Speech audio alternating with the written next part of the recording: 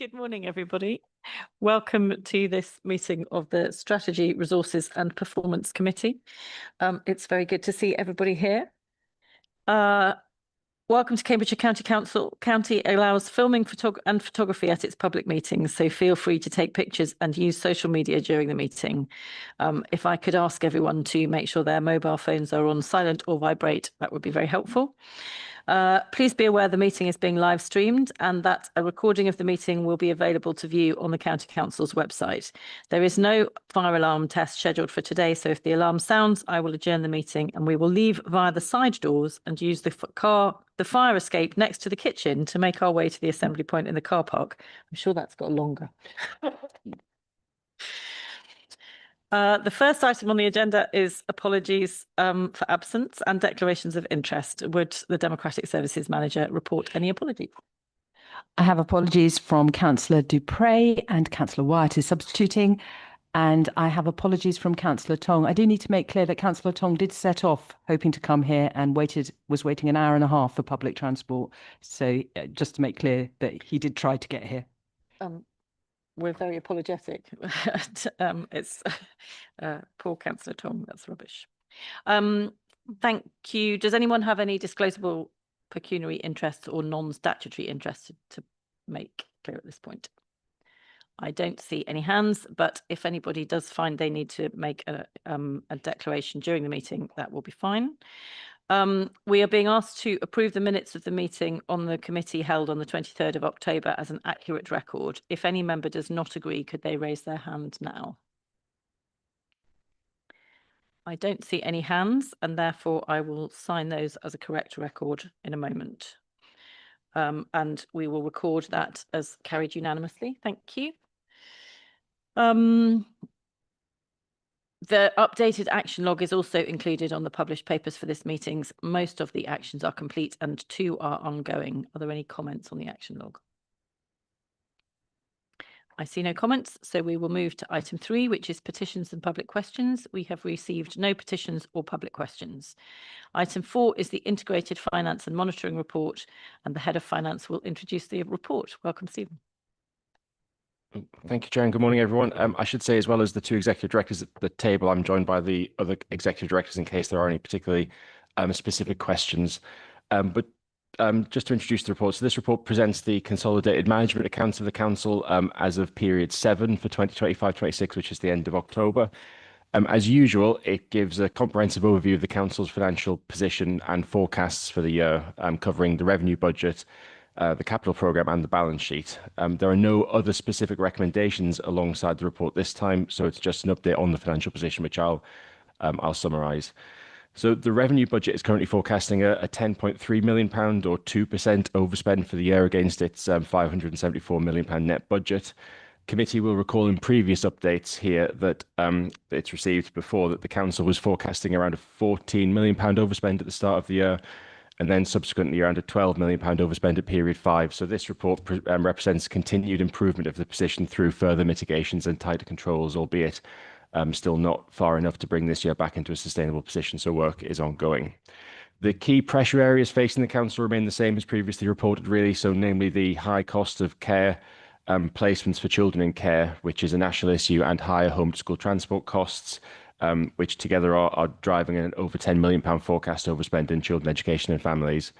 And alongside that, there's reduced NHS income relating to care for people with learning disabilities, driving the main driver of the over £4 million pressure in adult health and commissioning. Despite other pressures, particularly lower than expected income from several key sources, other directorates are mitigating these pressure areas overall. And members will see in the paper for the next item on the business plan that these pressures are having an impact on setting the budget for the new year as well.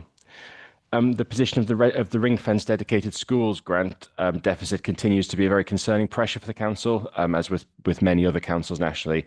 That pressure here is forecast to have an in-year deficit of around £35 million, broadly the same as at the last update to committee, and that would overall take the cumulative deficit here to around £96 million at the end of the year. That deficit is effectively ring-fenced, as I've said previously, until 2028, and is not at this stage a draw on the council's general reserve, although it does use up council cash and drives up borrowing at a cost of around £3.5 million this year, we estimate, in terms of additional in-year borrowing costs.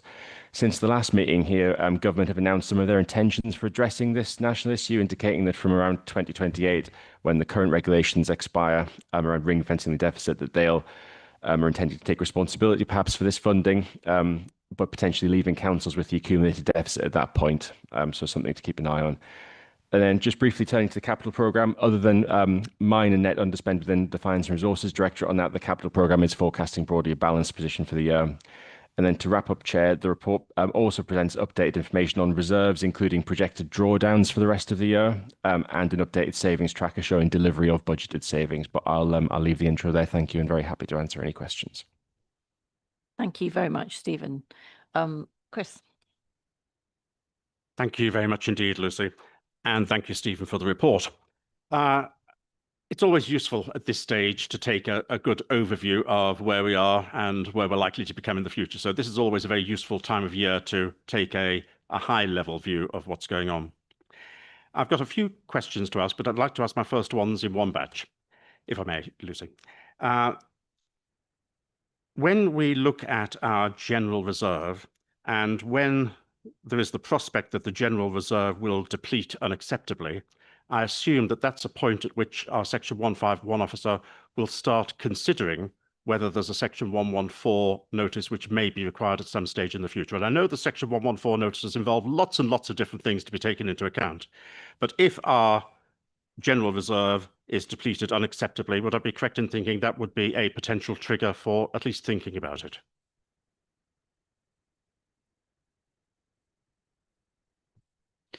Chair, thank you. Of course, this is something that I regularly reviewed in October when we brought the update of the medium-term financial plan. We have under a following item the business and budget plan, which also has a further assessment of reserves, because the statutory provisions that vest in my post as Section 151 officer includes looking longer term, not just in terms of the current position. So clearly the use of those reserves is a critical factor in terms of my assessment as to the financial sustainability of this council. As it stands at the moment, I've not felt or had the need to raise the issue with Monitoring Officer and Chief Executive, which is the first start of the process. And councillors that have been here before May will be aware that I produce a Section 25 report that is considered by this committee at the end of January, that sets out a very detailed assessment of the reserves and the financial sustainability position, and that's what I update in October. At this stage, in terms of drafting that, whilst the position that's reported here today in the IFMR is not good news, it is something that we have the benefit of forecast data. That's what it's there for, and therefore we have the benefit of time in terms of responding to this, and we have been taking actions very early on in the year as this position was known. So clearly I will consider this position in January formally to advise council of that position, but at this stage I don't feel the need to consider a Section 114 notice. However, and finally, the biggest aspect will be awaiting the provisional settlement that's due by the 18th of this month, when we will hear further news on the high needs block and the position related to the dedicated schools grants deficit. As was alluded to, we know that going forward from the Chancellor's statement, from 2028, government will pick up those costs. We understand there are proposals to deal with the legacy. However, we are not clear as to what they are and how that will be funded. As a balance nearing £100 million would exceed our reserves position, like many councils up and down the country, that would be a key concern to myself as Section 151 officer in relation to Section 114 notices. So I implore and hope that government will address this situation in its provisional settlement. Thank you, Lucy, and thank you, Michael. I'm very grateful for that lengthy and comprehensive answer, which I agree with 100%, but unfortunately it didn't answer the question which I asked. And the question I asked was, if the general reserve is depleted unacceptably, is that a potential trigger point to start considering a Section 114 notice? So just to clarify, the general fund reserve sits alongside the earmarked reserves. Clearly, they are for a purpose. At a point of considering a Section 114 notice, I am looking at all reserves, not just the general fund reserves. In simple terms, the general fund reserve is the rainy day fund. That's the if something happens, and there is a risk assessment that sits behind that. So we always expect, whether it is flooding or additional care pressures, to flow during the year, whereas the earmarked reserves are there for specific purposes. However, if the general fund reserves needed to draw, let's say, the £10 million, which I'm hopeful that it wouldn't, at this stage, as you'll see in the business planning papers, there is not the provision to put the £10 million back. So either we would face the position of putting the £10 million ask back into the 26-27 budget setting papers, or I would look to the other earmarked reserves to assess as to whether some of those could be drawn down. If at the result of that, we could not find that in the 26-7, or we could not find it from other earmarked reserves, we would dip below the recommended level, and therefore I would have serious considerations about Section 114. But to reiterate, that is not the situation that we sit here today with. Thank you, Lucy, and thank you, Michael. Yes, I fully appreciate the report we've got in front of us does not constitute a situation where we need, or you need, even to start considering a Section 114 notice. I was just interested in the general principles involved, and you've made it quite clear that if you weren't able to, and my pardon for using a pejorative term, if you weren't able to raid the earmarked reserves and the general reserve were to be facing unacceptable depletion, then you would start considering the Section 114 process. So that's very helpful, thank you. And the reason I asked that question is that we are showing a 10.3 million overspend at the moment in period 7, which is not desirable, but it's not at the level where it's unacceptable in terms of the depletion of the general reserve. However, in period 2, we were told that the 14.8 million forecast outturn was unacceptable in terms of the projected depletion of the general reserve. And my question is, and it's an important one for us to consider, because we need very carefully to consider whether we have sufficient reserves to be able to move forwards. I'm interested to know where between that 10.3 million figure we currently have and the 14.8 million figure we were told in period 2, where does it change from being an unacceptable depletion to being one which is manageable? And thank you, through you, Chair.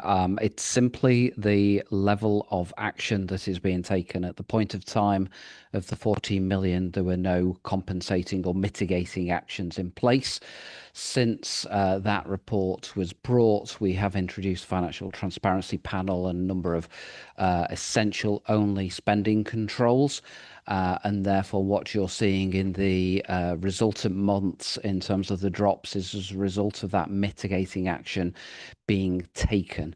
And therefore, obviously with privy of later positions, because this is an October report, I am confident that the numbers continue to come down with those spending controls in place. And therefore, we are moving towards not necessarily a balanced position, but a position that could be borne by the general fund within the reams that I set out last February. So I think that's the difference in the terminology and why we've dropped that word. I'm really interested in the direction of travel we're going in, and the fact that that gives you some confidence, Michael, as far as this is concerned. Is that confidence reflected in the 10.3 million, or do you have confidence in the figure going down further than that? Not wanting, as an accountant, to tempt fate. However, I will say that at the present moment in time, the latest forecasts do suggest a figure that is below that and a continued decline in the overspend. Well, that answers the second set of questions I was going to ask, which is excellent. But on the basis of the first set of questions, where 14.8 million would have been an unacceptable depletion of the general reserve, 10.3 million as a forecast and getting better isn't, it appears that the gap we have at the moment, and this comes on to next year's budget, which we're not discussing at the moment, but the gap we have at the moment between an acceptable and unacceptable depletion of the general reserve is at most 4.5 million and possibly less, given the difference between 14.8 million and 10.3 million, which is less than 1% of our annual spend. That's a very close margin, isn't it, between an acceptable and an unacceptable position. Chair, if I may just come back on that and just to restate, the difference is clearly we now have strong mitigation action in place. And secondly, as we'll see in the following item, a number of the unavoidable pressures which happen when we have services such as vulnerable care adults and children that give rise to the in-year position have been factored into as pressures and growth requests for the 26/7 budget. So that allows us to have some rebalancing as part of the setting of next year's budget. Just one final question, if I may, on this in this series of questions, Lucy. One of the things that we as councillors need to do is to be aware of the overall bigger picture, and particularly to try and draw some sensitivity analysis out of the numbers that we see in front of us. And trying to employ some sensitivity analysis techniques on our budget position this year, forgetting about next, which we'll talk about later, it does seem to me that we are not far from the edge of being in a serious position. And I think there needs to be some recognition of that fact for all of us, because it can affect our decision making. I absolutely agree with you on that, Chris. Any other questions for Michael or Stephen on this one? I think I'm just going to ask Stephen, you mentioned the scale of the size of the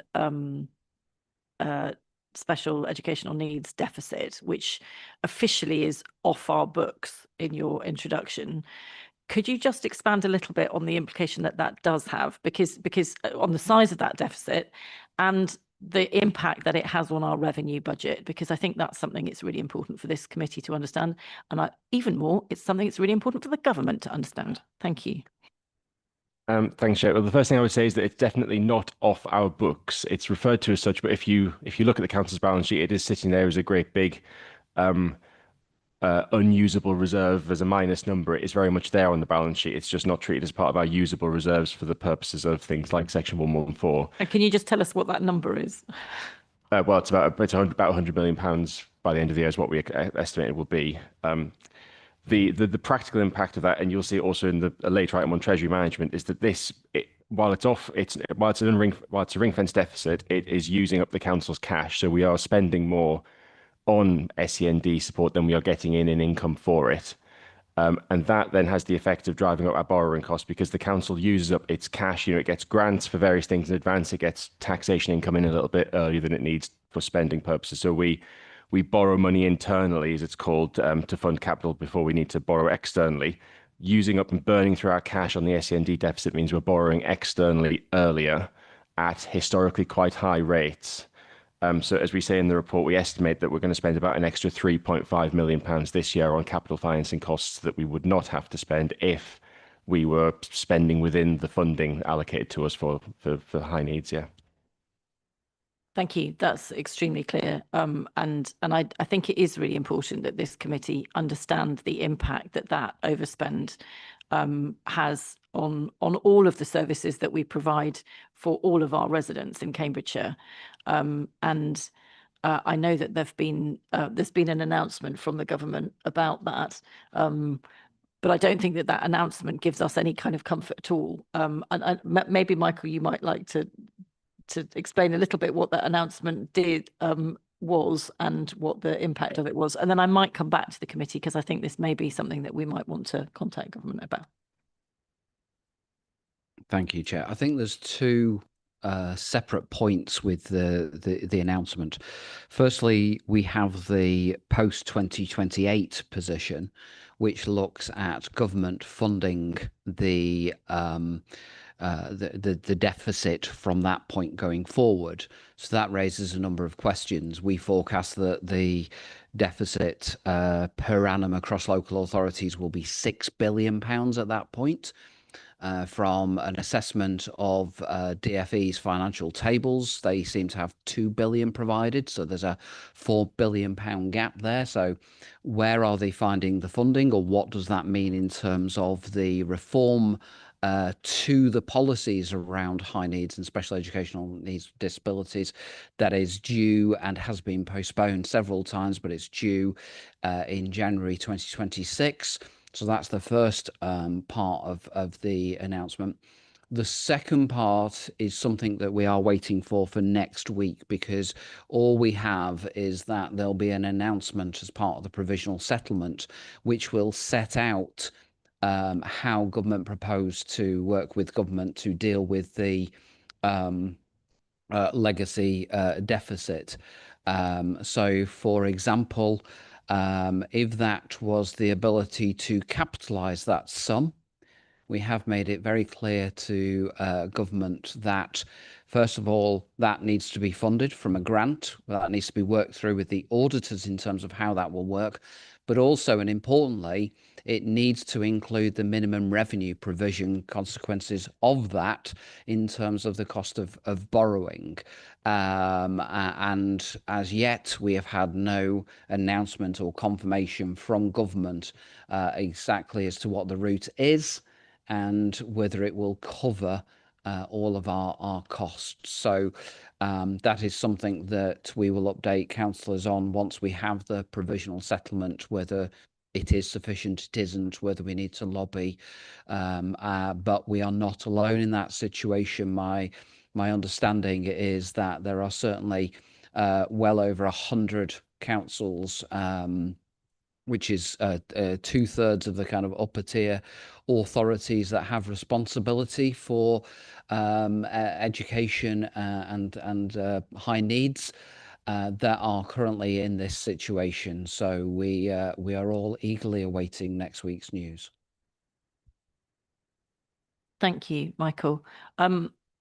I think many of us had hoped that there would be more information on how this deficit was going to be dealt with, not just in terms of the money that is building up on the council's kind of costs, but also how the government were hoping to bring down the general cost of providing special needs education. That was we were expecting that to happen in the autumn, and it hasn't happened. Michael has said that there might be something in January, but I have to say I'm skeptical about whether it will come in January. I am wondering whether there might be support from this committee for us writing to government, and I think also to our local MPs about this issue, because I think it's really important that they understand the impact that the current situation is having on our revenue budget. So if I'm seeing lots of nods, which is very helpful. If the committee would be happy with that, then we might we'll draft something and send it. Chris.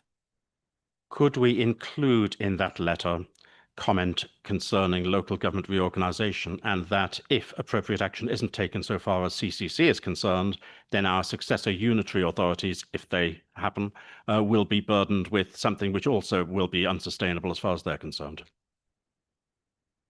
I'm happy to include a short amount on that, but I think that the really important thing that I want to get across to our MPs and to the government is the impact that this is having on our kind of day-to-day functioning right now, but it will have a huge impact on legacy organisations as well. I haven't seen anything except nods for that. So if there's support for that, we will do that. If anybody objects, raise your hand now. If not, we will note that as an action. Thank you, Michelle. And thank you very much, Stephen, because your explanation on that was extremely clear and helpful. Thank you. Chris. Thank you, Lucy. I had given opportunities for others if anyone else wishes to ask questions in this area, but I've got another couple of areas I'd just like to explore if no one else wishes to come in first. I am puzzled and disappointed in something which predates you becoming the leader of this council, Lucy, and that is the effect of the disaggregation of the Section 75 agreement that we had with the NHS. This Section 75 agreement, to do with services for adults with learning disabilities primarily, goes back more than 20 years. And well before you became leader of this council, Lucy, we had extreme concerns that the share of the split of the costs between ourselves and the NHS had become out of date and was significantly to our disbenefit.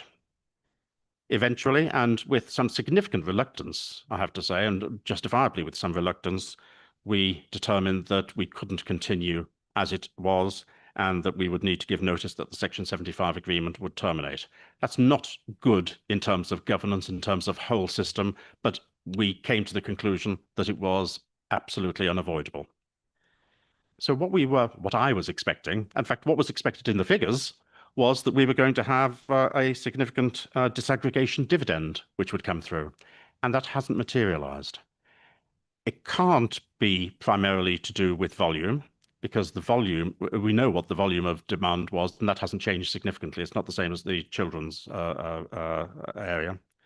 So what has happened to the ICB, to the disaggregation dividend? Has the ICB, because we are privy to their figures as well, has the ICB started recording some sort of dividend from the Section 75 termination?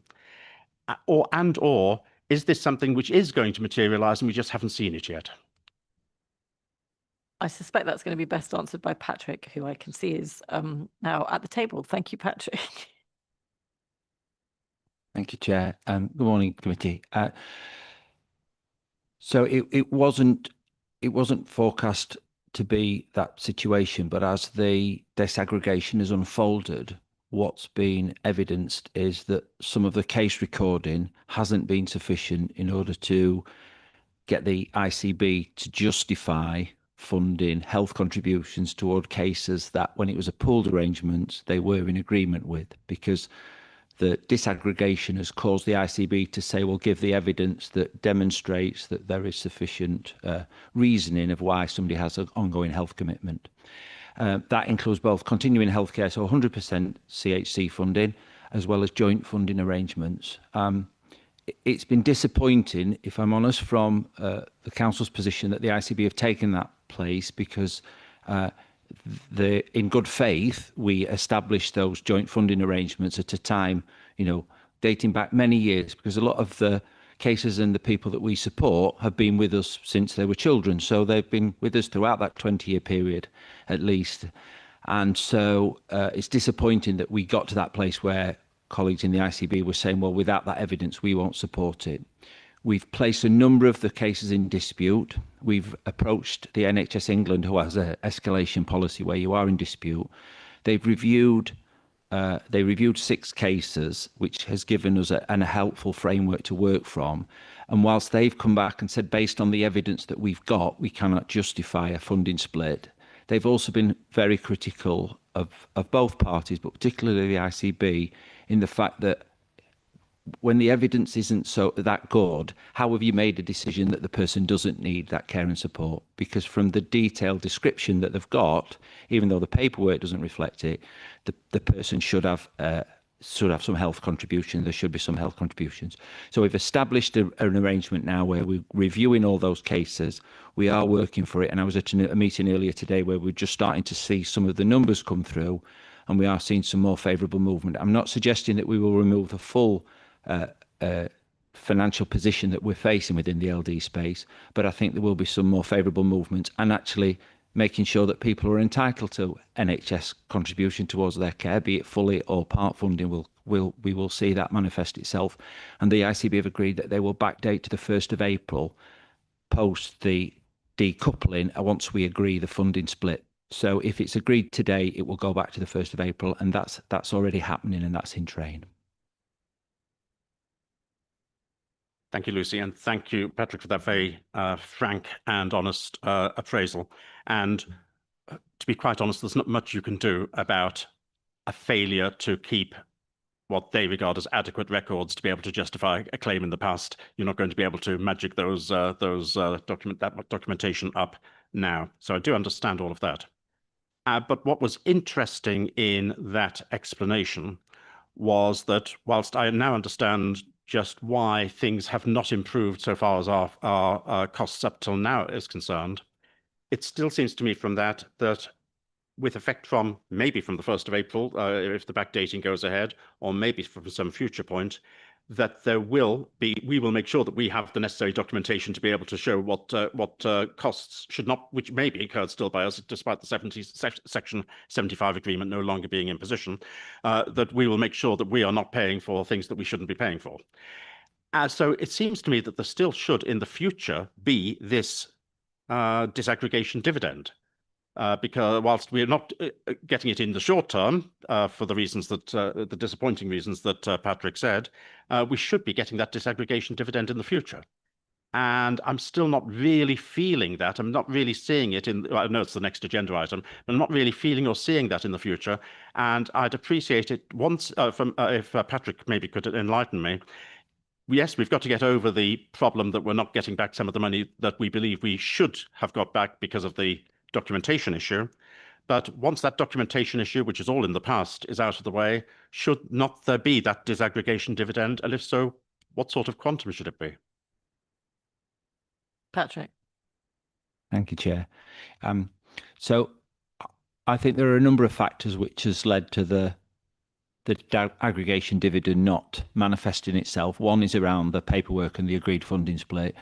And I think as we've started to disaggregate and take a greater look at our practice within the social care space, I think there's lots of areas where we need to address both our paperwork, but also our approach, and working with Martin's Director of Children's Services around the transition of young people into adulthood and the way that the decisions were taken historically. I think that all those pieces of work need to happen in order to ensure that we're getting better outcomes for people with a learning disability.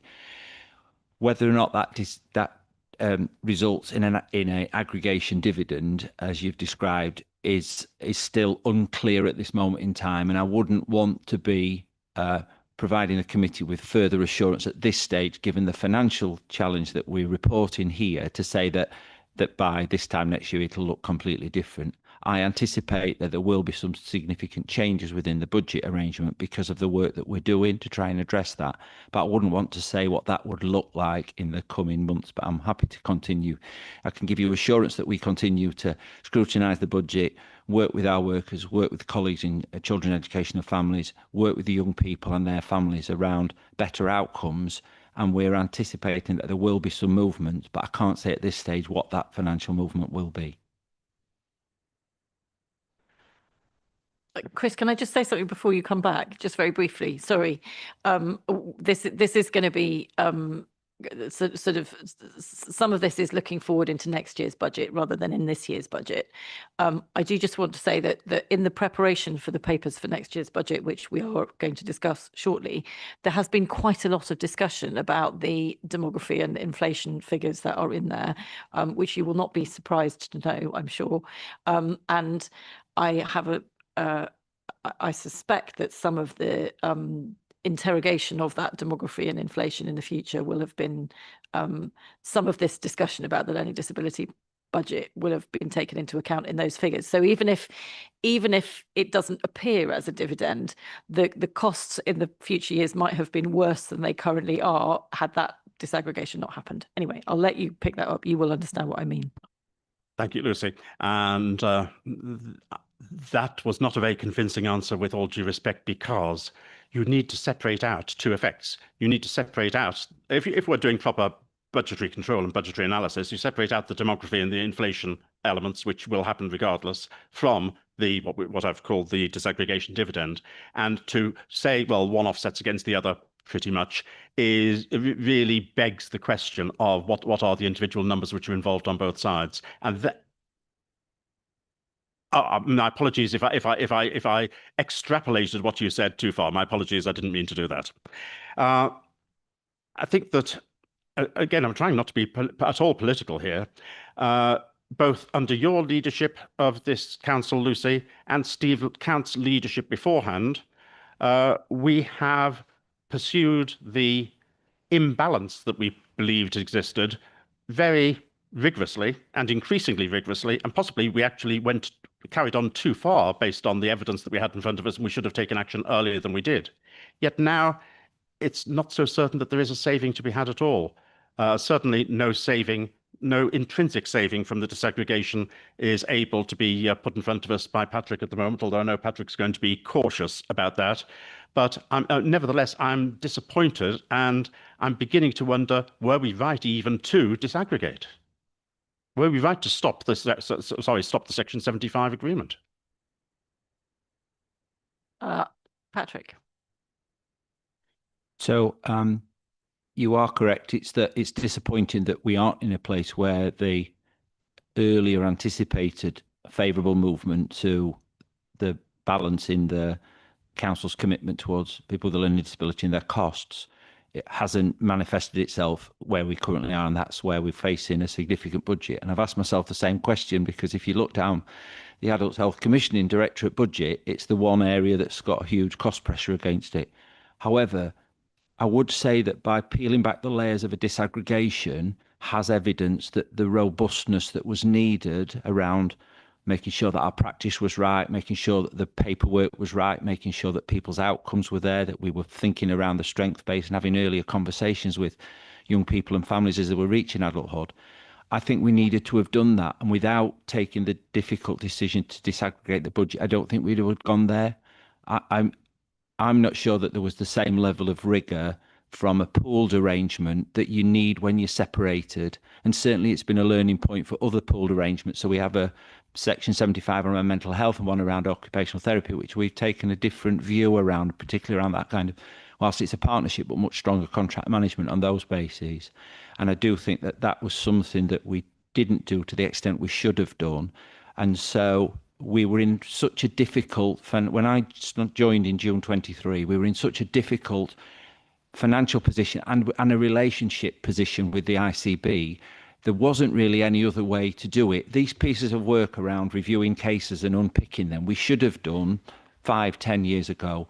We just weren't in that place because we felt we were eligible for some balancing of the spend arrangements. I think the ICB were in such a difficult financial position that they were thinking, well, we're not going to want to pay any more money than we have to. So they were blocking, and together we didn't get to a place where I feel that we would have been able together as a partnership work through it. We've done the separation now, and now we have to do that because that's part of both of our business arrangements.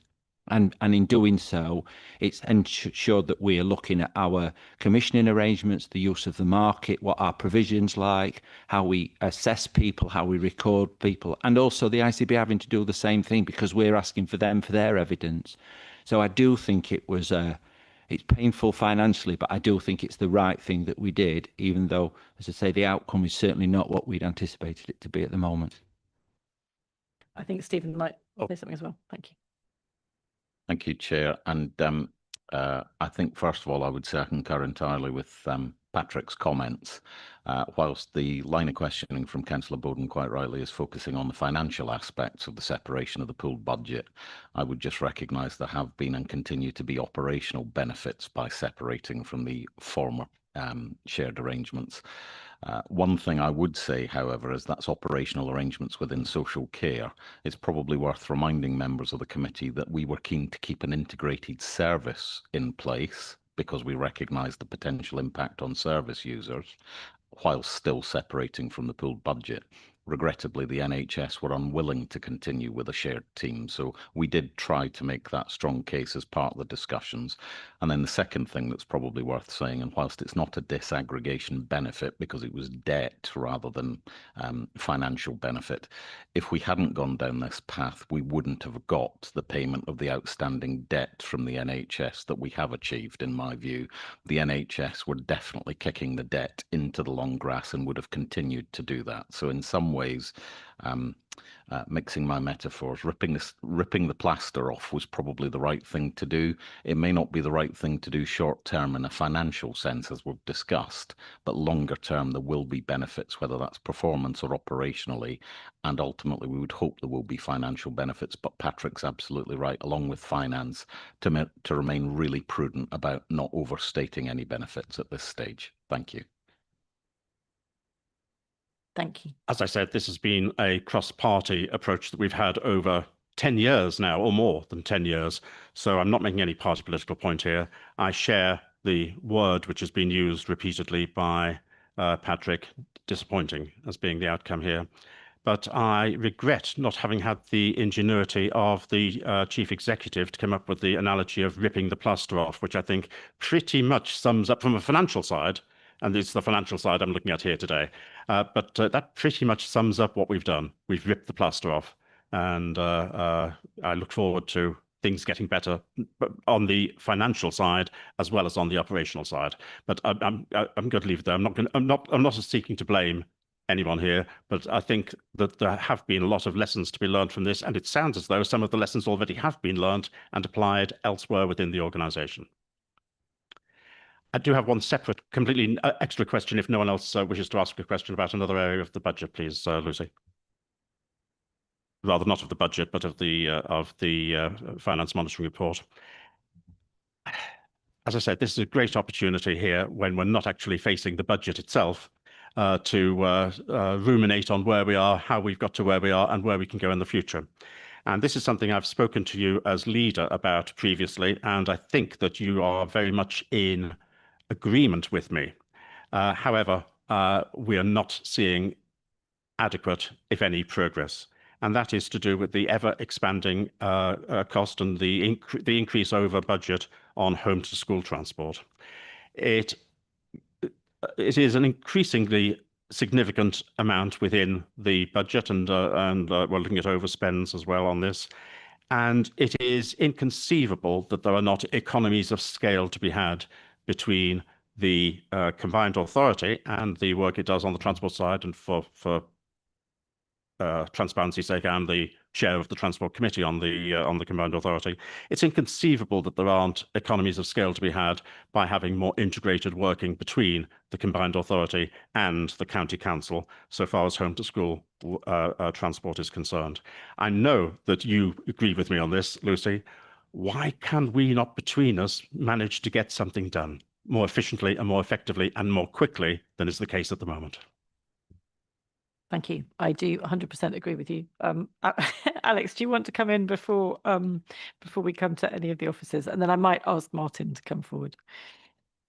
I was just going to totally agree with what Chris said. Chris and I were in the same meeting the other day with Leon Daniels, who's now looking at the bus franchising work, and I was slightly flabbergasted that home to school transport wasn't on his radar as part of this, that as part of the bus franchising work, it should be there. It should have been in his terms of reference. So I just wanted to echo that and totally agree that we need the combined authority to be stepping up on home to school transport as well as us, and all actually working together. There is a large amount of money being spent here, and not only can the combined authority be supporting us, but we can then hopefully be supporting the public transport networks as well. So yes, just totally agree on that one. Thank you. Martin is going to come and home to school transport is one of those things. Within this council, it sits within Martin's directorate, but it is clearly something that is a much more cross-cutting issue and needs to be tackled, not just within children and families, but also within the combined authority and other transport areas. Martin. Yeah, thank you. And as we've already heard, home to school transport is not an issue that is peculiar to Cambridgeshire, but it does affect us to a great degree. Specifically about the combined authority, there is a working group, and the combined authority are part of that. So it's not a completely there's not a disconnection. We are working with with our partners in the combined authority to look at route optimization and where we can have crossover, and the number of routes. A small number, but a number have already been put in place where we overlap the school transport journeys with what the public transport availability is. But just to give you a sense of the other work that's going on, there is the Task and Finish group also looking at our contractual arrangements, looking at our contract management, our route optimization, the use of single occupancy transport. And the single occupancy transport is probably the driver of the majority of this cost. Mainstream is easier to predict and able to deliver on scale. But to give you an idea nationally, so about 470,000 children across the country use home to school transport, or travel to learn as we like to call it in Cambridgeshire, and about 40% of those have special educational needs or a disability. And it's that high level of increasing young people with SEND that is driving a large part of the costs in Cambridgeshire, because good proportion of those young people use single occupancy transport, and that's what's driving the costs. However, that is the focus of we're not just accepting that. We accept that there probably is some economies to be made in there, and those single occupancy transport is a focused piece of work that is within the Task and Finish group.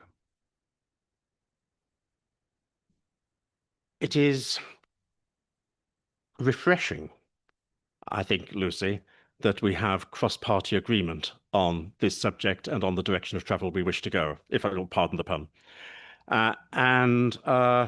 It's quite unusual for us to have that level of cross-party agreement.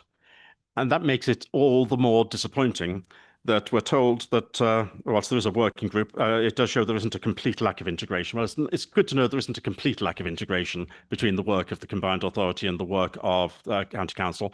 And let me be quite clear, as the chair of the Combined Authorities Transport Group, I'm not for 1 second suggesting all the fault lies with County and none of it with the Combined Authority, nor am I even suggesting that the majority of the fault lies with County. I'm not trying to make that sort of point at all. It's just that it is in the mutual interest of the Combined Authority and the County Council to get this better sorted out than is the case at the moment. And yes, single occupancy is one particular issue, and it's quite a distinct issue. But even where we are talking about non-single occupancy, where we're talking about general transportation home to school, there is still an enormous amount of potential integration that there could be, which would both support and improve the public transport network at the same time as potentially reducing costs. And I've been talking about this for a long time. I know that you also, Lucy, have been talking about it for a long time. And between our two organisations, this really needs to start producing better results more quickly than is the case at the moment. But so far as single occupancy is concerned, when you look around the country, there have been initiatives which have taken place, particularly with a view to managing to give the skills and confidence to children to be able to move from requiring single occupancy transport to being able to utilize the more general transport which is available from home to school. And I'm not aware of any significant movement in scale that we do here to try and achieve that. I could be completely wrong. I'm not on the Children's Committee, so it may well be that this is happening and it's gone completely under my radar. But we don't seem to be necessarily following best practice in some other parts of the country where they have managed to have a significant amount of movement from single occupancy transport to utilizing more general transport. Even though that actually involves employing more people to act as caregivers from the transitional process from single occupancy transport to the more general transport. And I'm just not seeing that, certainly not seeing the final results here in Cambridgeshire. And would you agree, Lucy, it might be worth our while looking at some of the areas around the country where this has been done to a greater or lesser extent to see if there are lessons we could learn and directions of travel we could go? I'm going to come back to Martin again, because I think some of that work is happening. Yes, I can confirm that independent travel training for young people, that is a piece of work that is underway. And we are also working closely with intelligence from other local authorities of a similar scale and size to us, with similar demographics, with rural and urban areas. So that work is underway, and it is informing what is happening in the Task and Finish groups. I'm really grateful for that, Lucy, and a very good answer. Could you give me any assurance that we won't have the same conversation in 12 months' time? I really wish I could give you that assurance. I can definitely assure you that we will have all carried on working really hard at it in over the next 12 months. I mean, it's such an important priority. It is really important. I cannot promise that everything will be fixed in 12 months. So let's have the conversation in 12 months and see how much has improved. Alex. We'll just come in to hopefully give Chris some reassurance that yes, there is a lot of focus going on this, not just from CYP, but from a highways perspective as well. That I think actually there's a ton of joined up working here that can be done to not only increase the financial stability of homeschool transport, but actually to increase the outcomes for our children and young people to make sure they have the best chance in life. So yes, there is a lot of joint working that goes on with this, and I'm sure involving the combined authority as well would be most welcomed to make sure that we do give our young people the best opportunities. It has so many benefits, as you've pointed out, not only reducing the cost for the council, it also increases the chances for young people, it reduces traffic on the network, increases safety. There's so many positive points of getting home to school transport right. So it is, as you say, Lucy, something that is so important.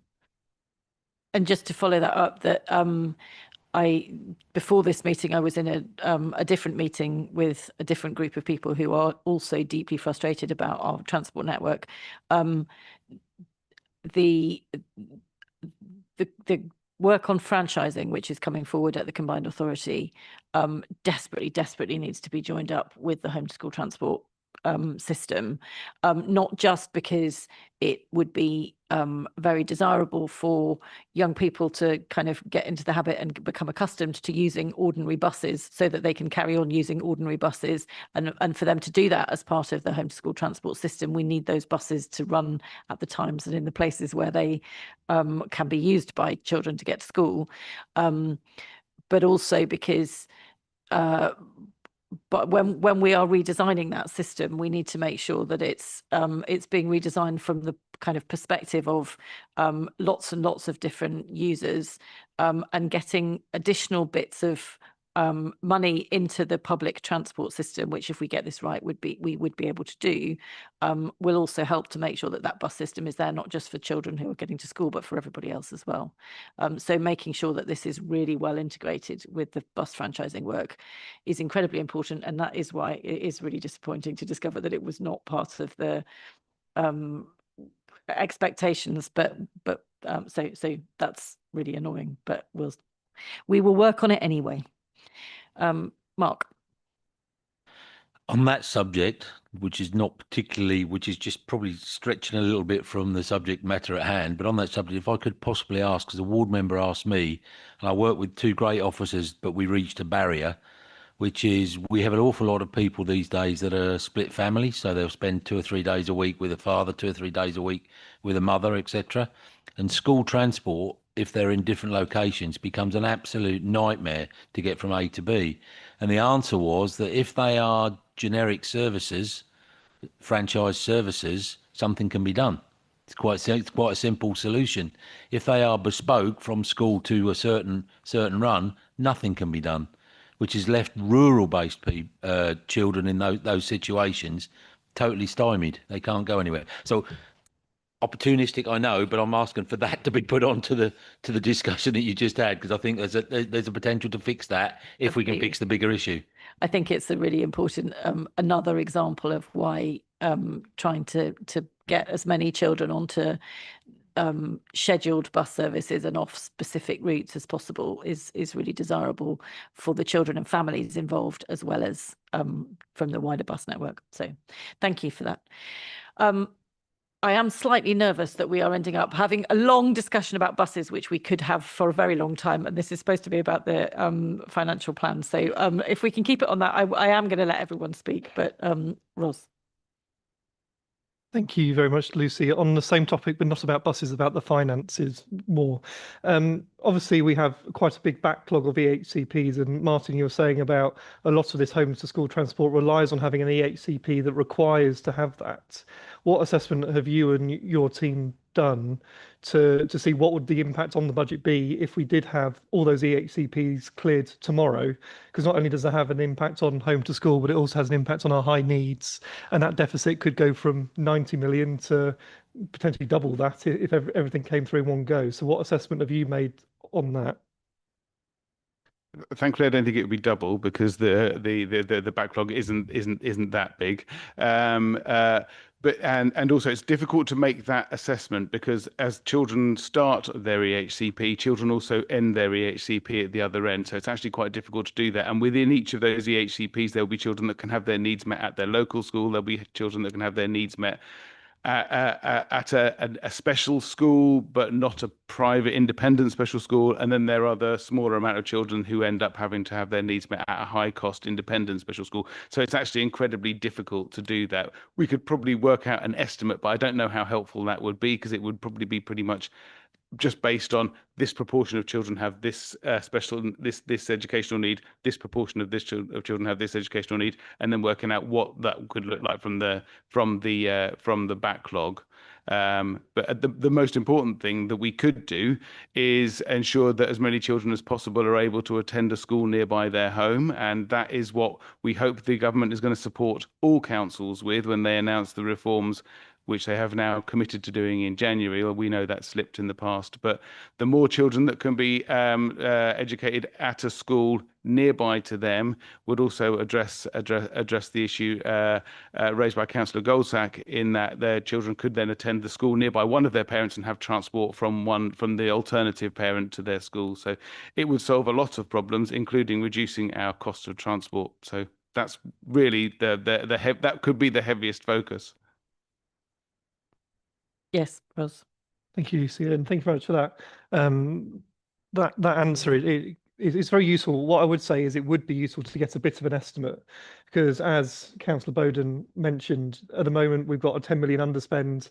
The risk to our reserves is the 14 million point. If that gap is 4 million, then that is a huge concern to this council, because if the backlog is cleared fairly quickly, and we all hope it is, that then has an impact on the financial stability of the council and potential discussions that Michael's having to have with the other statutory officers about 114 notices, because it could deplete our reserves as a result. So as much as we understand all the caveats that would have to come with such an estimate, and I think we all understand that, I think it would be useful for us to understand what the likely impact is if all of those EHCPs came through tomorrow. Thank you. Martin, can I just also, when you're answering that, it would be helpful to just be clear that I don't think that everything to do with the backlog is to do with finance, that quite a lot of it is to do with capacity among and the national shortage on psychologists.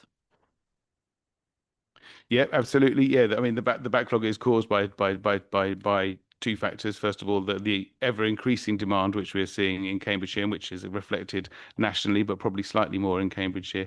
But the requirement for us to ensure that educational psychologists review, comment on, and assess each individual assessment and plan, it creates a backlog. There just aren't enough in the country to do that. So there are the reasons why there is a backlog.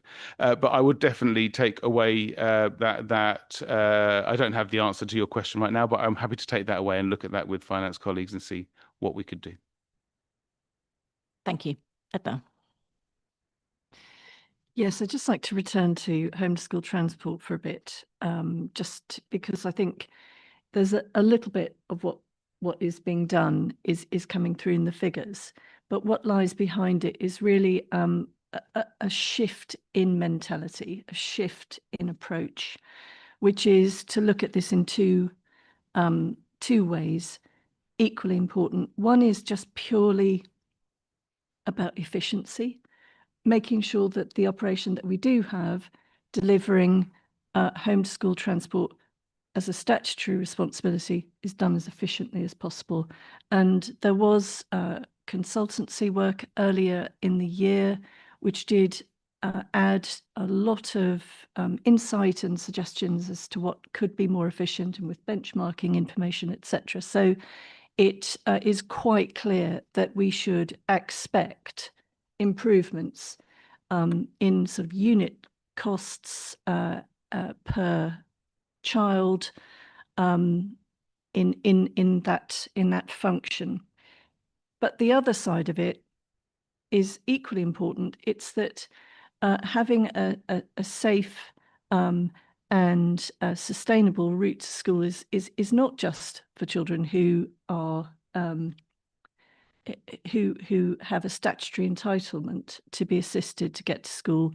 Every child should have that, and so it is about the whole council having a policy, using its policies directed towards the home to school journey. So active travel and so on, active travel, travel training, independent travel training, instead of being driven, maybe cycling or walking. All of these things are in support of a better approach to getting all children to the place where they can learn. And that is, really a shift in position, because I think the home to school transport function has been quite siloed and quite cut off from all of the rest of the council. And so that more holistic approach to getting all children to school safely and sustainably is important. It won't necessarily come through in the figures, but that's a twin approach that is now underway, and it will yield results. I'm confident about that. Excellent. Thank you. I love your confidence, Edna. Probably last one, Mark. Thank you. Just looking at a few items on the revenue line, particularly place and sustainability items. I want to ask the question, and it will come across as a provocative question. I don't really mean it to be provocative, because some of these go back to a lot of multi-previous administrations. But do we really think we've got a grip and understand what the elements of project and program management be? Because we've got a forecast overspend of 2.119 K on energy projects. There's time, cost, and quality are the only three elements in any program management, and it just seems to me as if we constantly struggle with these. A recent example at I believe it was CYP, where we've pulled out of building mental health accommodation out of farmhouses because of a bat survey wasn't known about. And, I'm scratching my head and thinking, like, why wasn't it known about? We do this every day. So it is financial, because the net result of not doing good and effective project management is here. One of the other ones on the solar field at North Angle in Soham was the degradation to the road access, to the access road used by all the heavy vehicles that went there. So the people of Soham have had those heavy goods vehicles going up there, and yet we're behind on delivering the output from the project. It's still rankled. It's rankled as a concern of me for a number of years sitting in this seat. And I just want to know from the officers that, this is what we're doing about it. We've got an effective setup in this world, and we are on top of it, because the numbers would indicate we're probably not. And there's an area for improvement. Frank, do you want to pick some of those up? Yeah, thank you, Chair. Thank you, Councillor Goldsack, for the question. So I'll start with the energy projects. So yes, when the energy projects were initiated, there were a number of assumptions made, both in terms of the timing of those projects, when that would generate income, and then some of the assumptions around getting some of the technical detail in place, such as securing title of the land and securing planning. So those assumptions were then baked into business planning for quite some time. And as it's been reported, primarily through the Environment and Green Investment Committee, there was a number of steps that weren't able to be achieved, which then led to a shortfall in the income in the business plan. So that was the situation. What can I say about the energy projects now? They're all complete. They're all generating electricity. They're all generating income. The particular issue that we highlighted in this year, which is in this integrated financial monitoring report, is that one thing that we have identified this year is that whilst the North Angle solar farm is capable of is fully generating, the national grid has also got the ability to actually not receive that electricity. Therefore, sometimes it's what's a technical term called curtailment. So that's a particular issue where there's been a further shortfall in our income. So that's another lesson learnt. So we've applied that lesson to the business planning assumptions for next year. We're also putting different measures in place with the national grid to actually get a clearer agreement around the level of generation that can be accepted. So that's the first point. The second thing about the energy projects, because of the issues that I highlighted, we did the full lessons learned, and I think, Councillor Goldsack, you've actually seen that report. We applied a number of lessons. So first thing, within the directorate, all complex projects are now led by the same team, which is the complex infrastructure team, who do actually have the expertise and the experience of managing projects like this. Before any project is initiated, it goes through a full gateway review process that's monitored through a capital programme board within the directorate. But also, as part of further measures, we have the change portfolio. Within it, there's one of the portfolio themes is the assets theme. That assets board does a further gateway review to make sure that things like property title, planning permissions, assumptions around revenue linked to capital projects are fully assessed before projects pass through that. And then that ultimately gets reported up to the council's change board, which is chaired by the chief executive. So I think your headline question is, we have learnt lessons about previous projects. Bear in mind, the energy projects were initiated probably about 5 years ago. And we've applied a number of measures, both within directorates and at a corporate level, to actually provide more robust approaches around project management. And that applies not just to capital projects, it applies to all change projects, particularly where they have relevance to the business plan and the budget. So, I'm very happy that lessons have learned. I think Stephen wants to add Very something. happy. Thank you, Chair. Councillor Goldsack knows this is a favourite subject of mine as well. So I think Frank's given the full and diplomatic explanation. I'll just say ideas people are very valuable, but don't let them deliver things, which we no longer do. Thank you. And just in case anybody's watching this hasn't been fully aware of the length of time that these projects have been causing problems for this council, it is well over 5 years since those projects were originally put forward under not just the previous administration, but the one before that. And the financial assumptions that were baked in from really quite early on have been causing massive problems for a very long time. The ones that are in this one are small fry in comparison with some of the other some of the previous things. But it is good that lessons have been learned. Any further questions? I don't see any further questions. I am just going to say thank you all very much for what has been a good and thorough examination of the medium-term financial plan.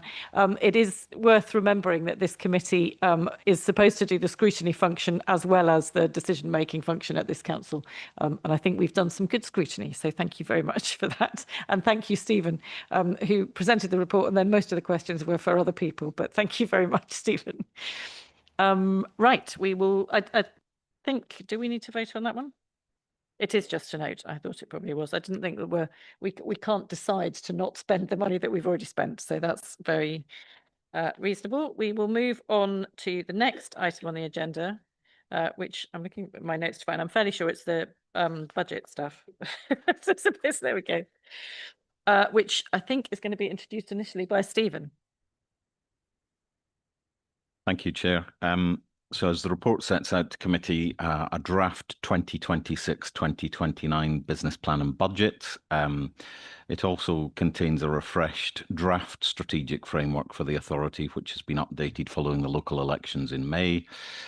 Importantly, it sets out the current draft budget, which comes ahead, as you've heard from Michael already, of government's provisional financial settlement for local government, which we expect next week. We're not holding our breaths, of course.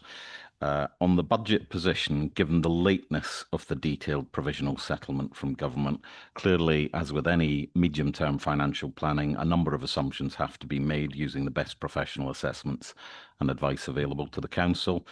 On that regard, I'd like to thank our finance team particularly and the executive directors and their teams for all the work to date, which has been, in my opinion, the most challenging financial planning round of probably my 30 years in public service that I've experienced. I would also say, Chair, that even with all the work we have done, as is clear to members from the report presented today, the draft budget for 26-27 still contains a gap of £6.4 million to close to enable us to set a legal budget as we are required to do for the 1st of April. So clearly work continues in that regard. In setting out the progress to date, I think it's also worth noting that the draft budget proposals do not make any financial provision for the costs of local government reorganisation. Clearly, that will be a matter for this authority to consider further in due course, as it will be for our other partner authorities across Cambridgeshire and Peterborough. And then finally, Chair, before I perhaps hand over to Michael to pick up some more detail on the budgetary aspects of the report, if I can just highlight that the report also contains the results of the Phase 1 resident engagement activity undertaken at Appendix 3, and perhaps an opportunity to remind members and indeed the public that phase 2 of the engagement process around the Council's business plan and budget is currently underway and continues right the way through to the 7th of January. So with those sort of opening remarks, Chair, if I can now hand over to Michael to pick up some more detailed aspects of the finances. Thank you. Thank you. And through you, Chair, the 26-27 budget in the papers particularly is what I'll focus on, that's set out, and it identifies £72 million worth of pressures, demand and investments needed, as is shown on page 95 of the pack, chart 2.3. After assuming 4.99% increase in council tax, of which 2% for adult social care and 2.99% for general, means that we need to find just under £39 million as set out at table 2.2, as shown on page 96 of the pack. The detail of how we will do this for each directorate, including the investments as well as the savings and income, is shown in the detailed financial tables at Appendix 1B, which starts on page 161 of the pack. What will happen going forward is that each service committee will receive a summary report for its area of focus to scrutinise further in January 2026, and that will be fed back, or the points raised at those committees will be fed back to this committee for it to consider before proposal to full council in February.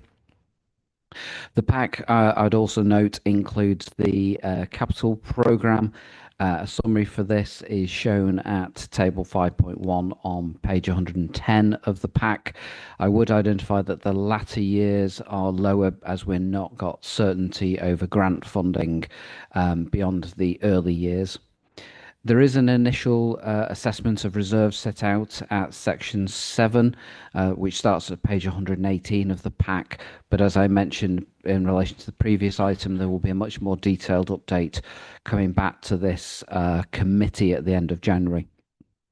A few final points. As was noted by the Chief Executive, members will note that there is a gap still to find of £6.4 million. We are awaiting the government provisional settlement, as I've noted in previous item. I would welcome the fact that that is going to cover a 3-year period, but regret the lateness again and the uncertainty, particularly around dedicated school grant high needs position, and that we are getting it yet again so late in the day. Clearly, therefore, I will be both updating councillors as a result of the settlement when it's released, but also we'll be feeding that back into this committee as a result. And clearly, we await to see whether the funding is adequate to bridge that gap, or whether further savings and income proposals will need to be brought back to this committee at the end of January. I'd also like to flag that these papers do not reflect the recent request by the Mayor of a 1% increase in the transport levy. Just looking at a little bit further beyond than 26-27, we have included a medium-term financial plan position up to 2031. You'll see at chart 2.4 on page 97, the kind of crocodile jaws, as it were, in terms of that widening gap. We do appreciate that clearly at this stage there is an anticipation, if not a confirmation, of LGR investing happening from the 1st of April 2028, but clearly as part of our work in terms of that due diligence, we need to continue in terms of that longer term planning and forecasting. And finally, I draw attention to the phase 2 budget survey, which is now open and available on our website for comments, and that's set out at paragraph 3.6. Thank you very much, Michael. And Stephen, open for questions and comments. Ross. Thank you, Lucy. Before we go on to questions, I think it's important that obviously this report covers two things. It covers the business plan as well as the budget. So I was wondering if you, as the leader, can give us a bit of an overview of the business plan and your ambitions, because they have changed, and your vision for Cambridgeshire and for this authority over the next 4 years. So I wonder if you could just give us an introduction to what is in front of us on the vision, the changes, and where you see things going before we open up for some questions. That's the strategic vision section of the document. So we have done some work on that. You will find it's changed, but not radically changed from what was there before, which is not enormously surprising, perhaps, given that the administration is changed, but not radically changed. But there are, I do also want to say, so there are changes in there. Some of those will reflect changes in the administration, but some of them will also reflect changes in the kind of political situation and the pressures on the council. I also want to say that is like, as with the financial figures, that is a draft. So there will be more changes to it before it comes back in September. Sorry, not September, well, in January. There are some bits in there that I think are not sufficiently underlined and which we have picked up. I think a lot of there are some things in there where in our discussions with the officers,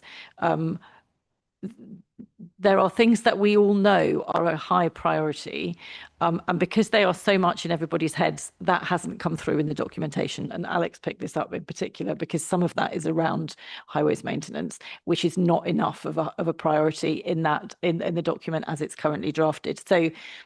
So there are lots of things in there that I am very pleased about, but I do want to underline that it's a draft. I do also think that there's probably a need to have a bit more focus on how we deliver things as well as what we're going to deliver. So there will be some changes that come back. That's not a very, it's probably not the ideal introduction, but I hope it's helpful. Thank you very much for that, Lucy. And you pick up many of the points that I was going to raise, that there's a lot missing as far as I can see. There's a lot of priorities that I would have thought that this council should be focusing on that isn't in this document. And obviously this is the guiding document for our budget and also for the way that the council works. Because at the end of the day, all of this is great. The vision is, it's great to have a vision for Cambridgeshire. It's great to have a vision for what we want to do. But at the end of the day, what's the point of all of this if we don't have good sound finances? By the sounds of it, in 2 years' time, we could be in a position where we're talking about 114 notices and the council are going to have to cut down significantly on non-statutory spend. And a lot of this vision is non-statutory spend. And whilst the council is also failing some of its statutory obligations in regards to CYP, this document doesn't show that. That doesn't show that is the priority for the next 4 years. They're going to make sure that we are financially sound so that in 4 years' time, obviously there's LGR, which could change things, but in 4 years' time, we are still here financially viable. But also we're delivering on everything that we're required to deliver on statutorily before we talk about some of this really nice to do. Because yes, a lot of this stuff is really nice to do, and I'd love to be able to do it. We may have differences on some of the green items, but that's unsurprising. But everything else, eating well, good health and well-being, active lifestyle, independent living, absolutely 100% we should be doing this. But we can't do it if our finances are shot. Our reserves are zero, and we're having discussions with government about potential running out of money and having to be rescued. So I'd like to see a bit more about, absolutely, we would love to do these things, but the foundation, the core message and the core thing we're doing is to make sure that we still exist in 4 years' time financially. Thank you. I think that's a really helpful comment. Chris. Thank you, Lucy. And I think it's really useful for you to have given that very short introduction. This is a very big document indeed, and there's a lot within it. And I also appreciate that there is a lot which is going to change between now and the next version that we see. And that is the case every single year. It's not going to be any different this year. In fact, it may be greater this year than it has been in previous years. The Chief Executive at a previous meeting of this committee admonished me, probably with justification because I was being a bit provocative, about the need for us to take the likelihood of local government reorganisation into account in what we do. And I read the strategic vision document, And in terms of both strategy and vision, I saw nothing really relating to LGR. And if you look in this report, the main report we've got in front of us today, in the 39 pages of it, I got down to page 26 before I even saw any mention of LGR, and that was only in passing. Now, I have to admit, I probably deserved my admonition from the chief exec, because I'd, on 2 separate occasions, on 2 separate meetings, made the same point. But the same point has now been made the week before last by Steve Reed, the Secretary of State for whatever Secretary of State for local government, MHCLG. And he has issued to chief executives I think it was a 9-page document saying what they should be doing now, not later, but now, in terms of preparation for LGR. Now, we all know that LGR is going to be massively, massively disruptive, not merely after LGR takes place, but before LGR takes place.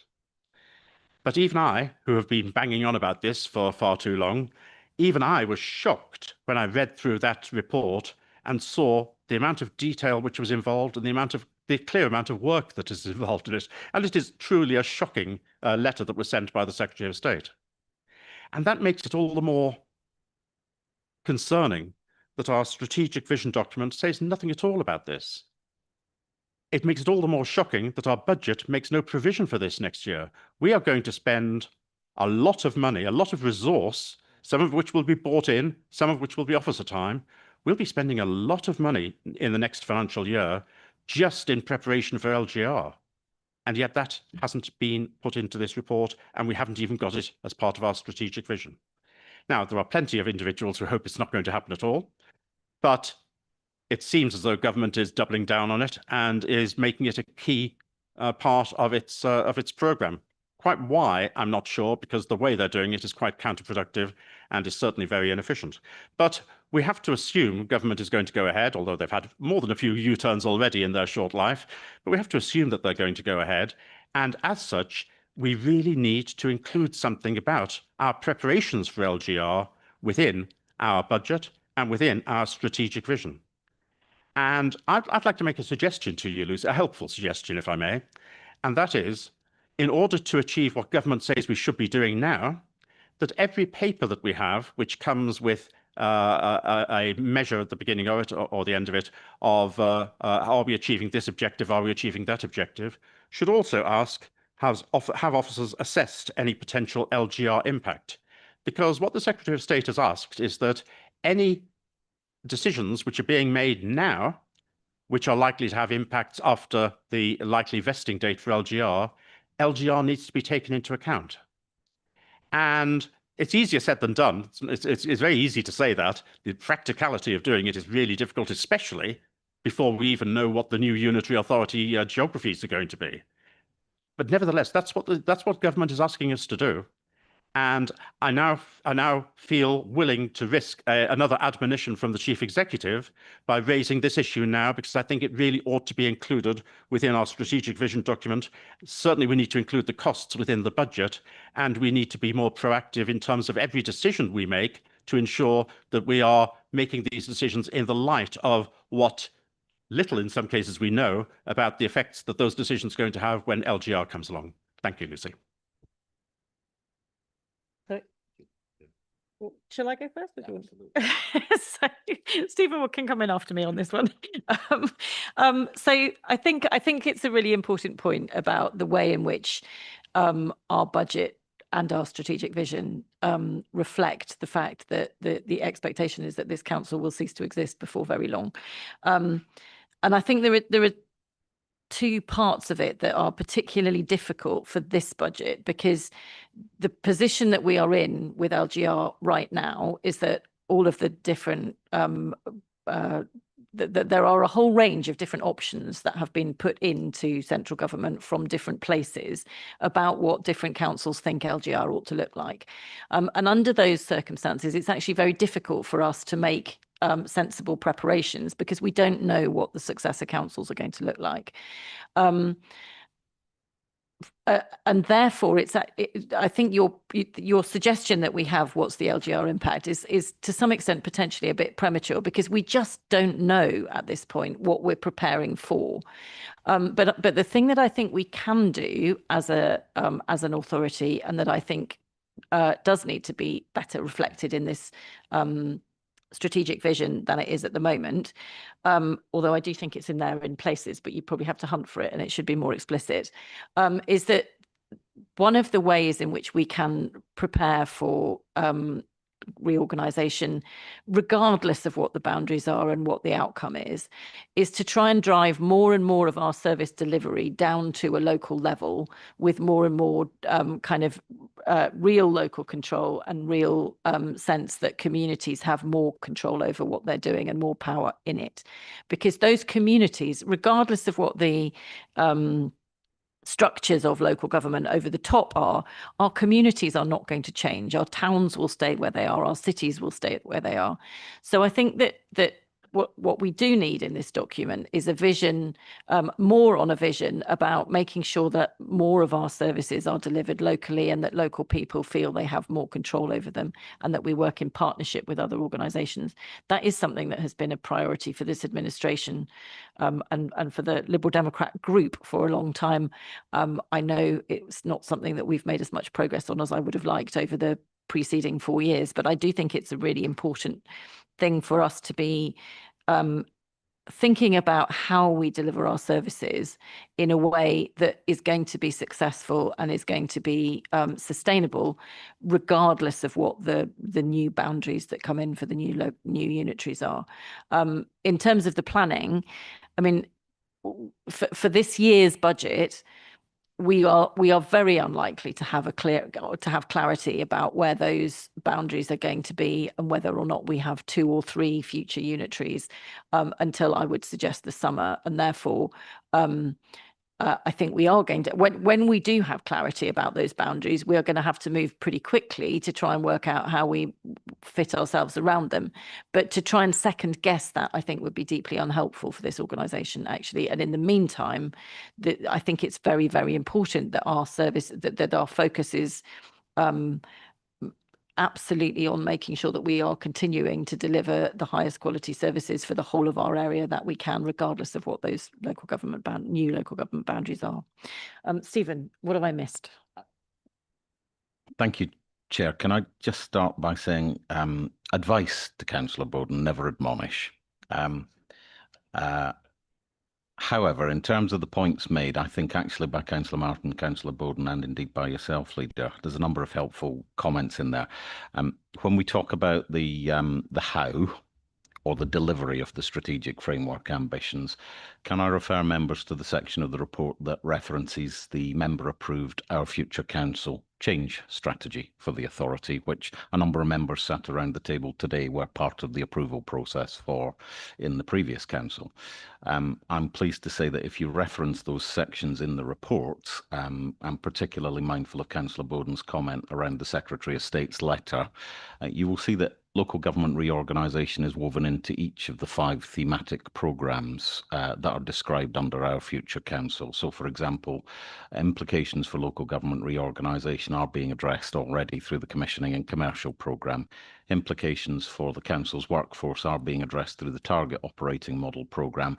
And I think really importantly, I would just highlight for the benefit of members that as part of that Target Operating Model Programme, we are also addressing the movement of more staff to being locally based and place-based in their approach. In fact, the most sizable part of that is currently underway within adult social care, which is part of the redesign we'd committed to undertake. What I will say in response to Councillor Martin's point about sound financial management, I absolutely agree with that. That's why, if I can refer members to the Our Future Council change strategy, it talks about being built on solid foundation principles, which clearly talks about good governance, financially well managed and well led, and of course then touches on 4 innovation principles, some of which are also woven through these cross-cutting programmes that each of the executive directors currently leads. So I think, Chair, what I would probably say is the debate from members is exceptionally helpful. What we need to do in terms of taking forward the evolution of the current draft of the strategic framework is make sure there is explicit linkage between what's already been approved in the change strategy and what you're now setting out as the refreshed vision, ambitions and principles for the authority to deliver. I actually think if we bring those two together and reconcile them, it addresses all the points you're making. But really importantly, at an operational level, to Councillor Bowden's question, yes, we are taking forward. Actually, we weren't waiting on the Secretary of State. We'd already started taking forward a number of these things internally around good operational management for local government reorganisation. And I suspect the Section 151 officer wants to come in on that point as well, Chair. Thank you. Michael, and then Alex. Thank you. Yes, I just wanted to pass comment on the statements that made there about the no provision within the reserves position as yet. Clearly, we do have experience from other councils that have been through unitarisation, and we have some estimates. But what we will need to do is be an intelligent client. And that isn't just the county council, that's collegiate across all of the authorities in Peterborough and Cambridgeshire in terms of working that forward. That is something that we have clearly started. But likewise, that means that it's not down to us to fund everything. This is a collegiate approach within that. And I know at this stage that a number of the authorities likewise have not yet got any estimates within their budgets or reserves, and having only just put the submission in a few days away and having a period now of awaiting government's clarification on the next steps and then actually the decision itself, I think it's right that we use this time appropriately to assess where the skills lie internally to build the best legacy that we can for those new unitaries in terms of strong, safe, and then that foundation to lead on to excellent local government in Cambridgeshire and Peterborough. That will require some external resource, but we must be mindful that a large proportion of our workforce will continue into those new authorities, and they should be rightly and properly engaged in the process so that they own the process going in and then what comes out of that, and then we supplement what the need is in specific areas only. And at this stage, we're not there yet in terms of identifying what that is, but clearly as that starts to evolve and we're able to put project plans around that, including the programme director position, we will start to articulate a financial model that sits around that. So I just draw to the attention that it's not built into these numbers, not that work isn't progressing. Can I go to Alex? Yep, Alex. Thank you very much, Lucy. I was going to come in a bit later on, but I think all the talk of this means that my comments probably make sense more now.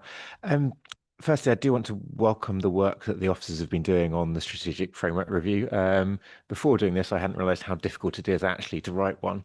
In terms of, if you're not careful, you end up wanting to put absolutely everything in. And as soon as you start putting absolutely everything in, it starts losing any sort of clarity as well. So it's a very, very difficult thing to write well. And actually, if you look at other strategic frameworks from other local authorities, a lot of what they actually end up doing, the most successful ones, have a much more stripped down version that goes kind of alongside it / with it, that then gives you that clarity. Lucy, you were right though with your introduction, that I think one of the things that is missing and that has been slightly pointed out here today is that kind of nuts and bolts of what we do as a council every day anyway, and that we really are doing, and that we hear from our officers what they're doing, but doesn't necessarily always feature along the nice things of the strategic framework. And that's the kind of delivering services well locally and with a resident focus, you know, keeping this council running, being from the things we've heard today about home to school transport, you know, send, all of those things, actually making sure that we're doing the nuts and bolts of it. And I think, welcome having an extra kind of core ambition of that, just delivering services well locally. I was at CJAC last night, which is the Cambridge Joint Area Committee, which is a joint committee of Cambridgeshire County Council and Cambridgeshire City Council. And I think it was really interesting to see both councils working together. And I think as we come on to, you know, unitarisation, I think that is a thing that we are going to have to be working together more on things. As I think you said earlier, Lucy, we're not going to change what's happening. Our residents don't change with unitaries. The services being delivered won't change. What changes is how they're delivered and how we're all having to work together. So I think that is a thing that we really can be focusing on. It was something that was part of the joint administration actually originally, was that, you know, being local, delivering well. And it's something as Lib Dems I know we've always been concerned with. So I think it is something that really fits with LGR and will help us on that transition to LGR. I think also the more that we can involve our local towns and parishes. I know within maintenance, we've been talking, you know, highways, we've been talking about maintenance and how we can involve our local towns and parishes more in doing things and making sure we're more responsive to them, bringing them with us rather than it feeling like it's such a kind of large organization that's doing things to people, but being far more ground up. And I know Robin's got some great ideas of local maintenance, how we can do that. I know that, I hope I'm not breaking things too early, there will be some proposals coming forwards about how we can involve local people in our work more. So I'm going to withhold some of my comments on the other finance side of things, but I do think that is one of the things that we do need to pull out. The other slight question I did have is that I brought a motion to full council a while ago on the future and planning for the future.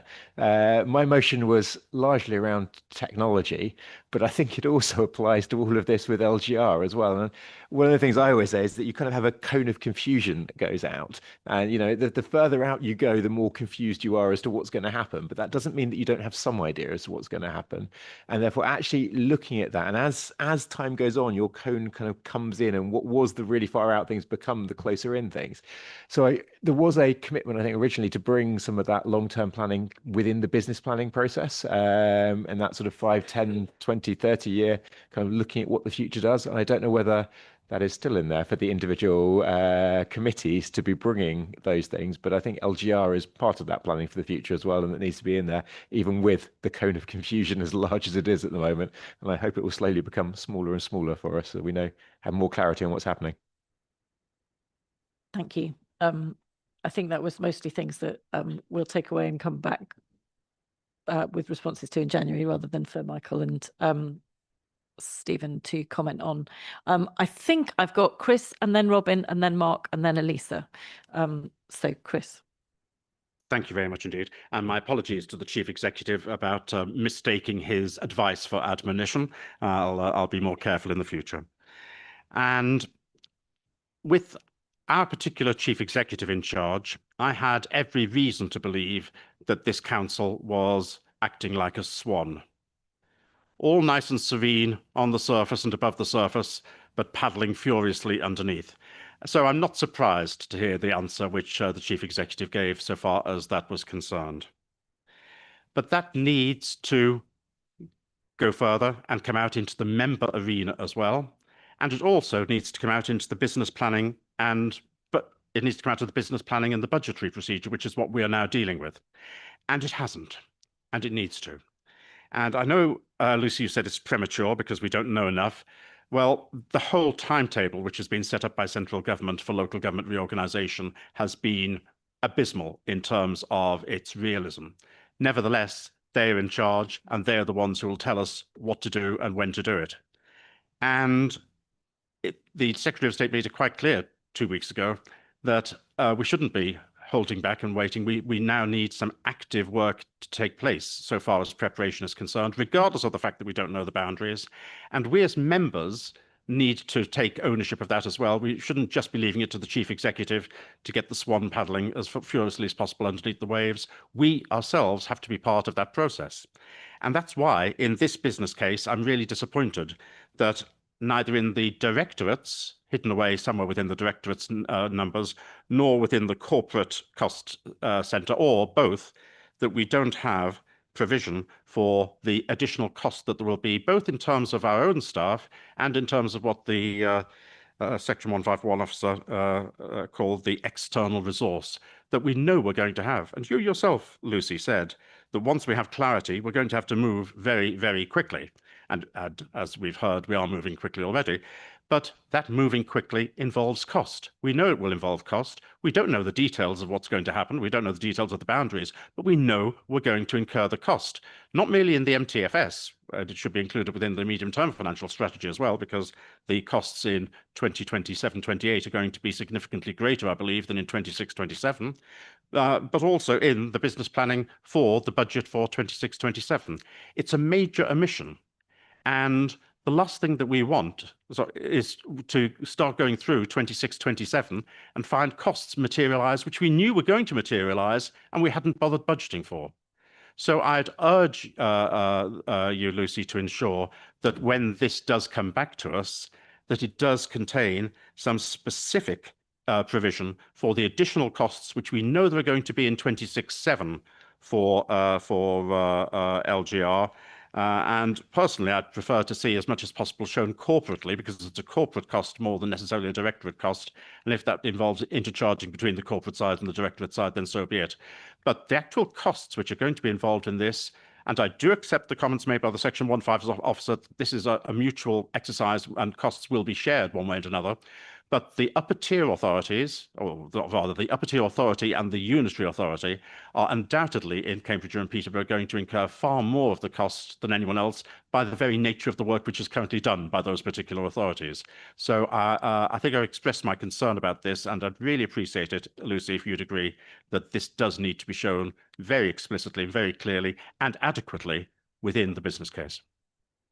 So Michael has his hand up and I will come to him in a second. I do just want to say that the change strategy that Stephen was referring to did come to this committee last year. And I think it needs updating, given that lots of stuff has changed since then, and it will be updated, but let's do the budget one thing at a time. Michael.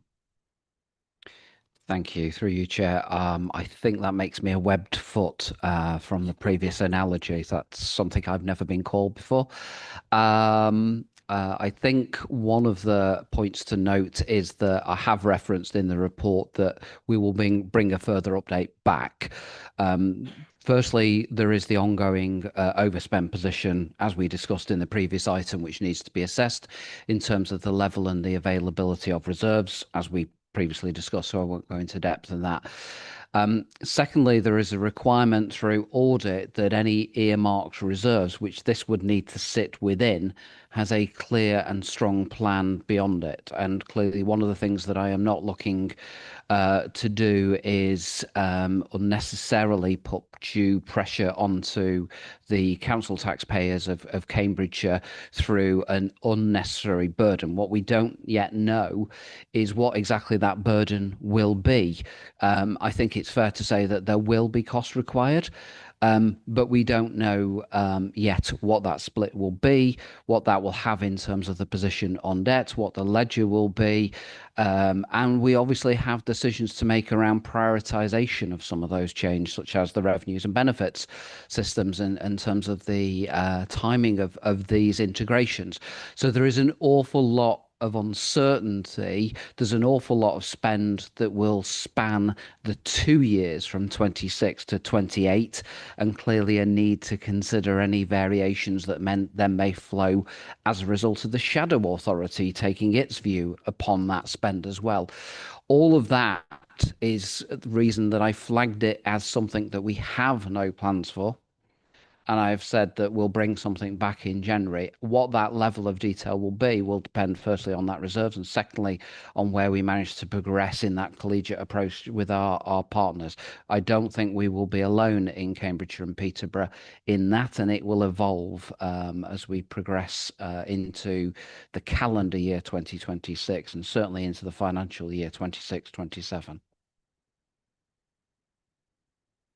Stephen. But then I must go to Chair, just very briefly to supplement Michael's point, I guess the other thing I would say in terms of how we quantify the costs of local government reorganisation, agreeing with everything he said, we're already using existing capacity to do this work. So actually, whilst we can't say that they're spending all of their time on local government reorganisation, we do have teams of officers in different parts of the organisation that are spending a high proportion of their time on this work and will continue to do so.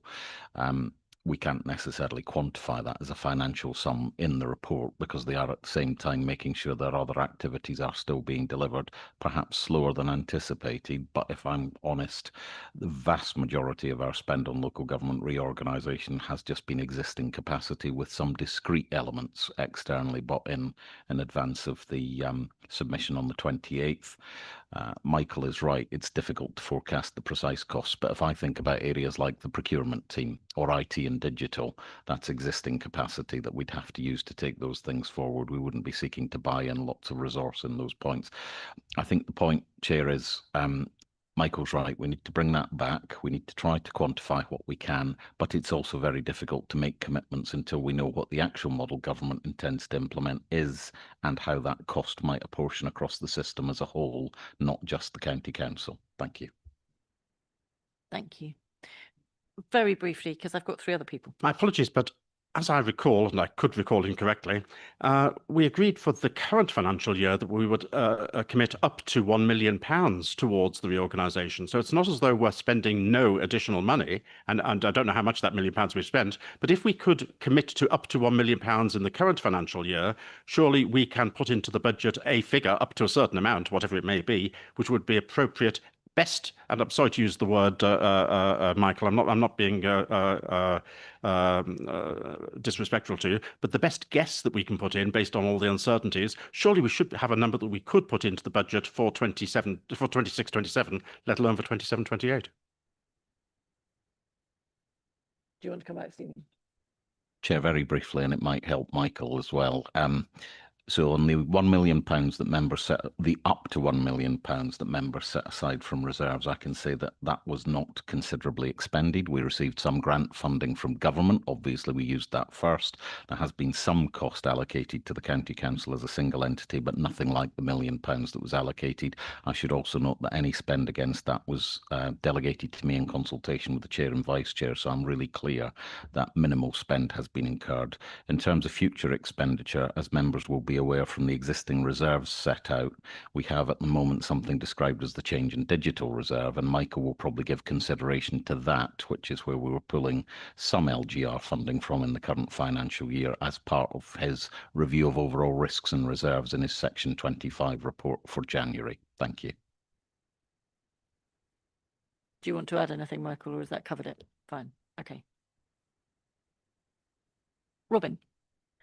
Thank you, Chair. I'd just like to come back to an earlier comment by Councillor Martin, which it's a very good point that the strategic vision and our business plan should include things related to our statutory obligations, because they are our statutory obligations and therefore they are a fundamental part of the vast majority of the spending that we have to do.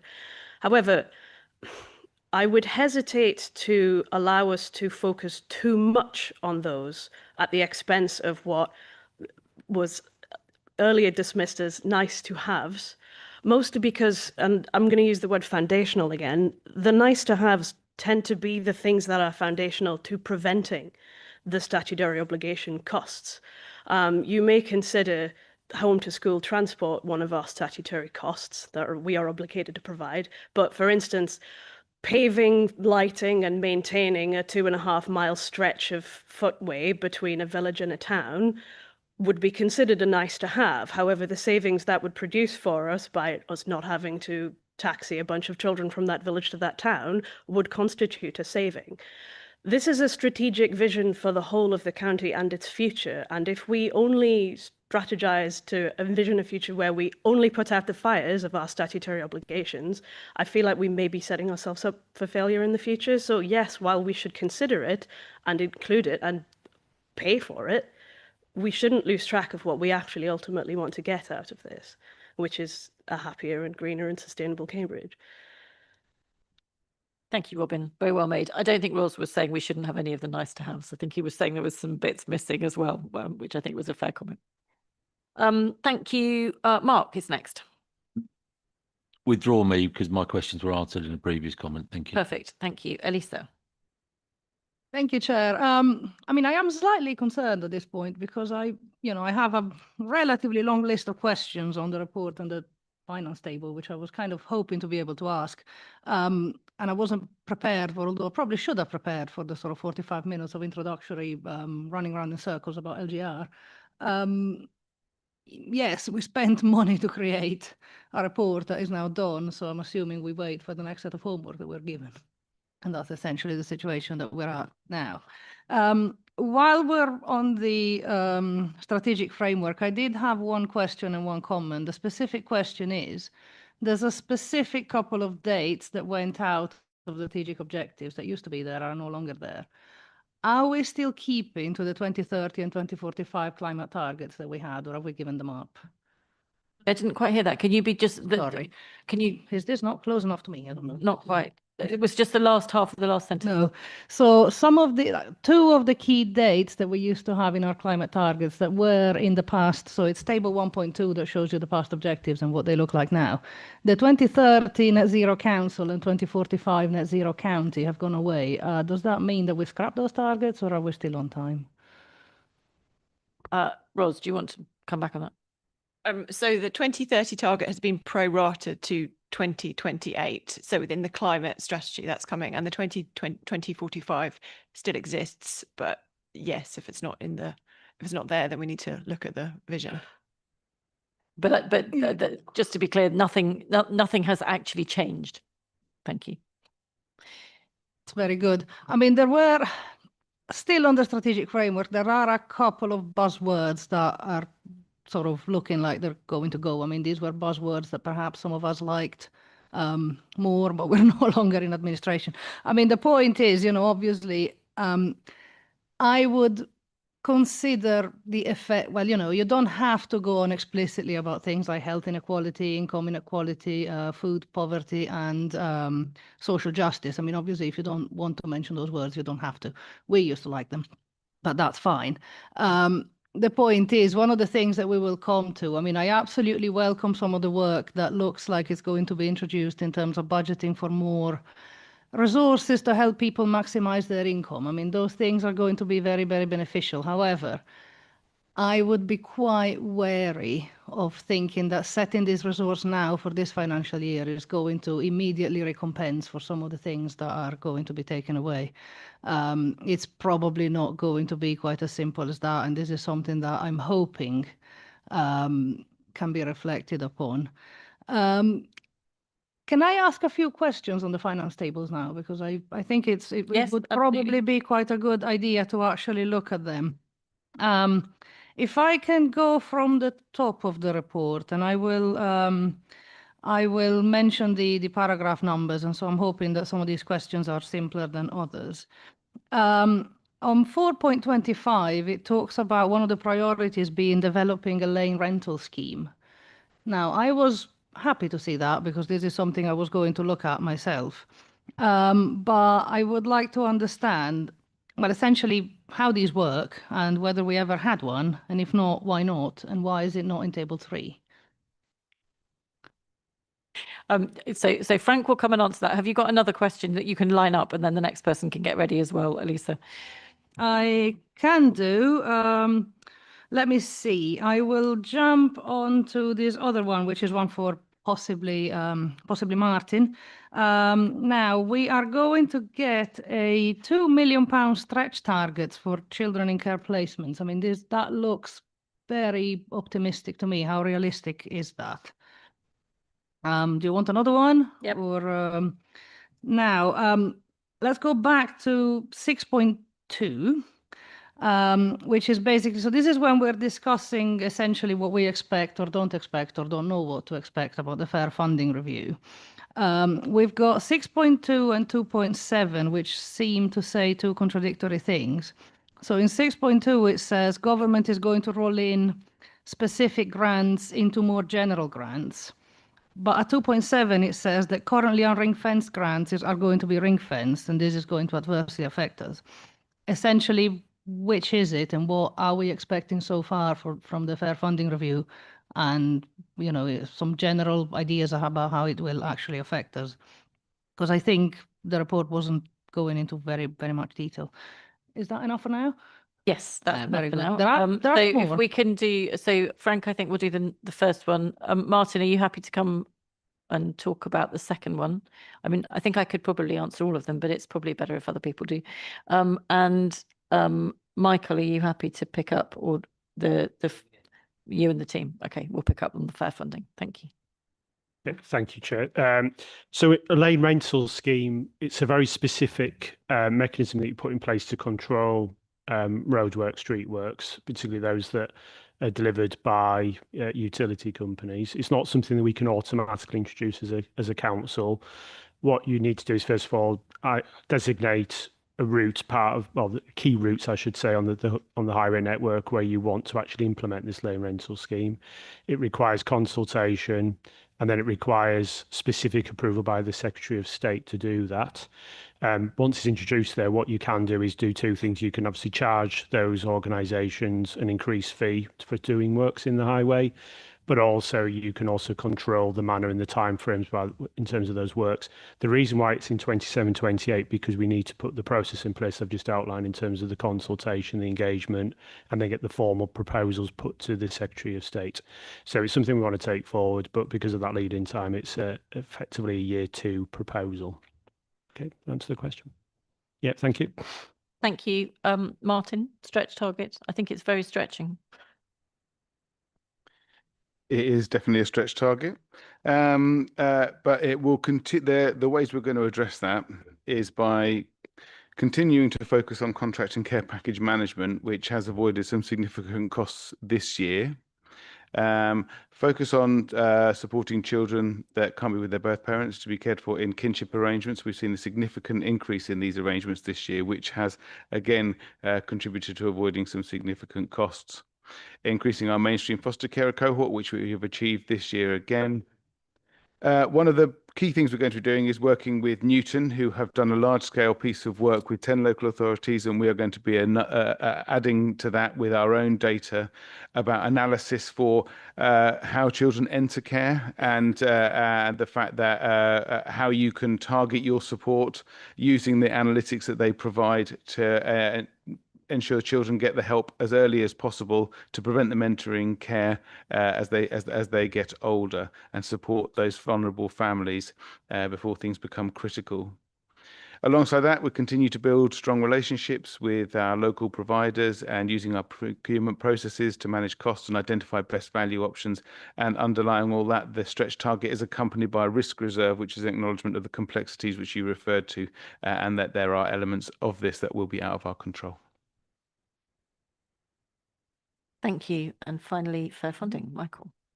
Yeah, I think the two parts of the document are consistent. I think it's just reflecting the fact that we won't yet know what the specifics until the fair funding announcement is of what grants are or aren't rolled in, although the policy statement gives us some idea of that, if it is consistent with that. And therefore it does mean that some specific grants will fall away, such as New Homes Bonus, and others will be added into the ring fencing. Thank you. Thank you very much. I'll get into table 3 now. Now, first of all, I was very excited to see the changed, unchanged column. That was very, very useful. I did go and have a look. We never had it before. So that was very useful. The thing is, it does sometimes sort of vaguely confuse me when, for example, we had, I'm still under the CYP section, where it has the home to school transport mainstream demand. It says it's unchanged. The figure there is the same figure as it was last year, but it's still an additional figure. So I'm assuming it means unchanged from the 26-27 projection that we had in 25-26. Is that correct? Yes. I'm assuming so. There you go. Fantastic. I was wondering, now I'll get to the fees and charges later, but there is a new pressure related to, so we're skipping now from children. Martin will be happy to know I'm done with that section. In the adult... Sorry, Elisa, could you just say there's a new pressure on... So in the adult section this time, there is a new pressure which is related to investment to support continued payment of the real living wage. Now that's new. It wasn't there last year. Why wasn't it there last year? And like, what's new about it? Michael, have you got the right... Do you know what the answer... Have you got the right line? If it helps, it's BR 5A002.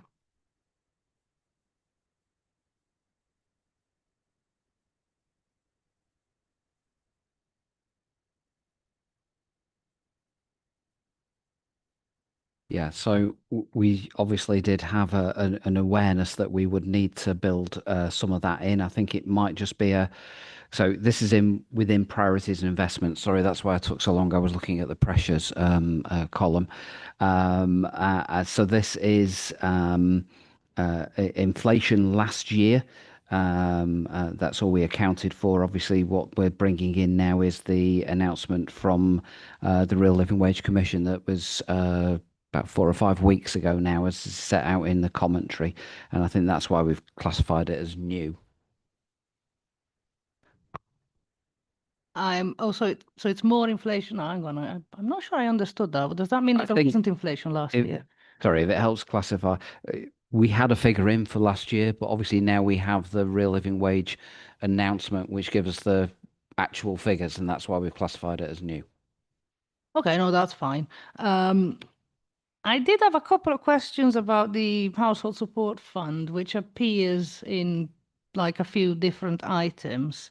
So this is, I think, in place and sustainability. I seem to remember. I made all the notes here, and now I can't remember what I wrote. But it's listed as a saving in the 26-27 budget. The fact that it will be discontinued in March 26. It's a saving in the 26-27 budget, and then it's again an expenditure in the 26-27 budget under 2 different items, which I didn't understand why that was.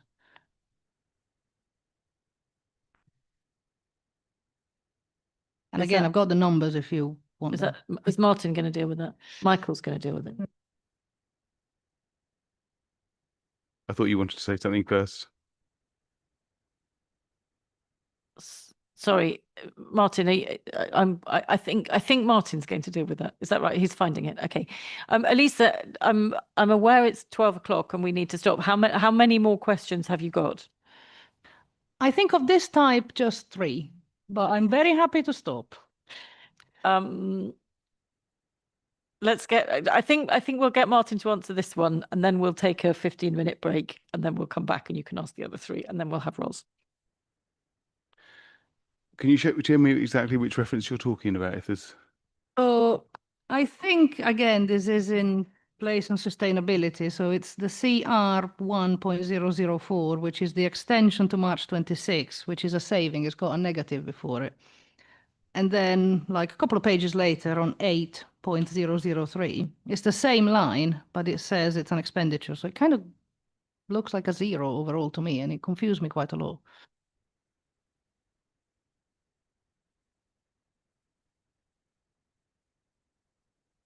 Okay, I'm going to suggest that we take our break now, and then you can clarify that, Elisa. And I think it's also possible that you might be able to clarify your other questions during the break, in which case maybe we can you can just get clarity on them and then we can continue. But for now, we will take a 15-minute break. We'll take a 14-minute break. In fact, if we could be back at 12:15, that would be great.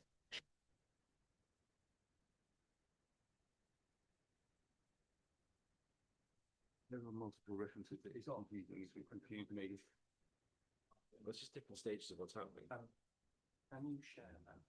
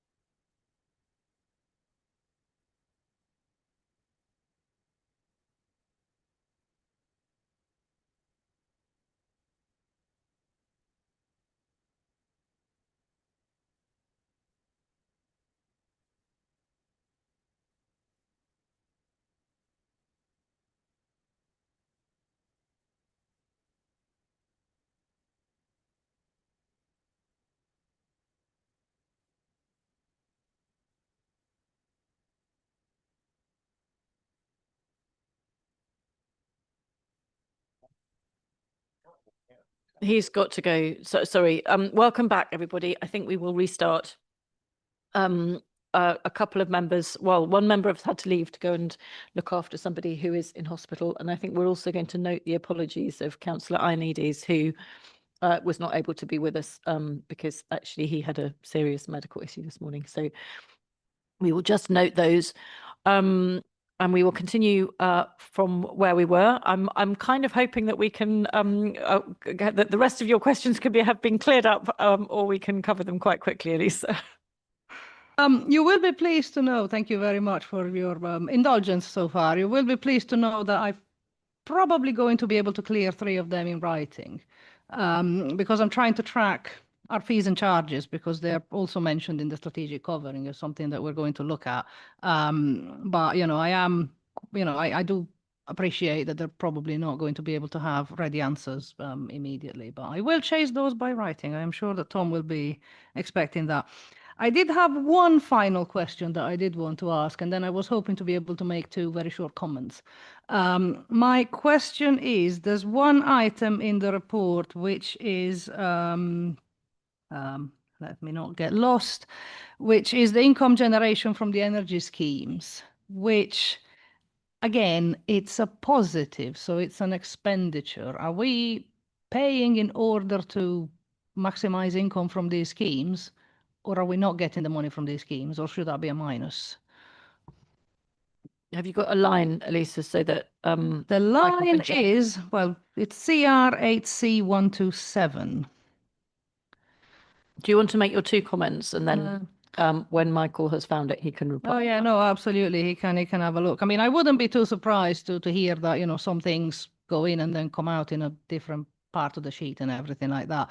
But if we are investing in order to get money out of these schemes, and we commented earlier in this debate about how some of these are very, very long-standing stories indeed, then I do think it's probably worth getting a grip on where we are. Not that nobody isn't, but especially for us.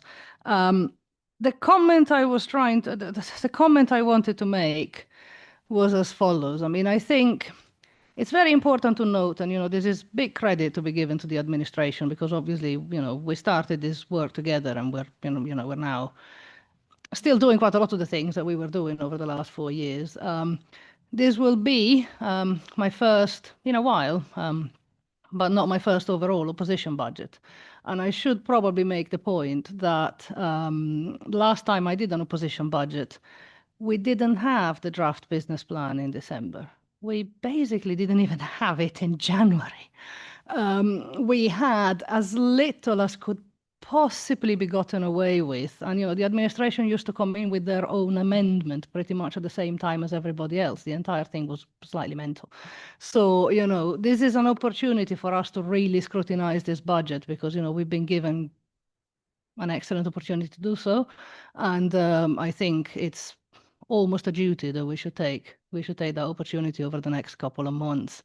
One of the things that I was going to say, which is, you know, if the chair will allow me to make, through her, a bit of an appeal to my colleagues on the opposition benches, do a budget amendment.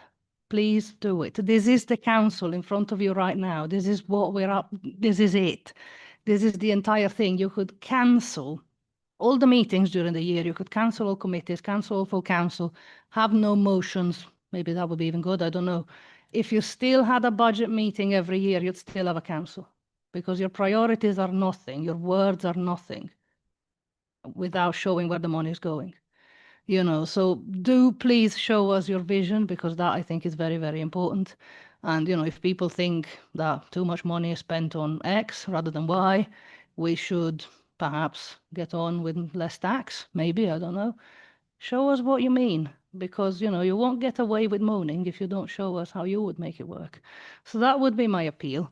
And thank you for the papers such as they are. I do look forward to the part that we don't have, which is obviously the local government settlement. There are some grants that I think are going to play quite a big part in the next part of the budget.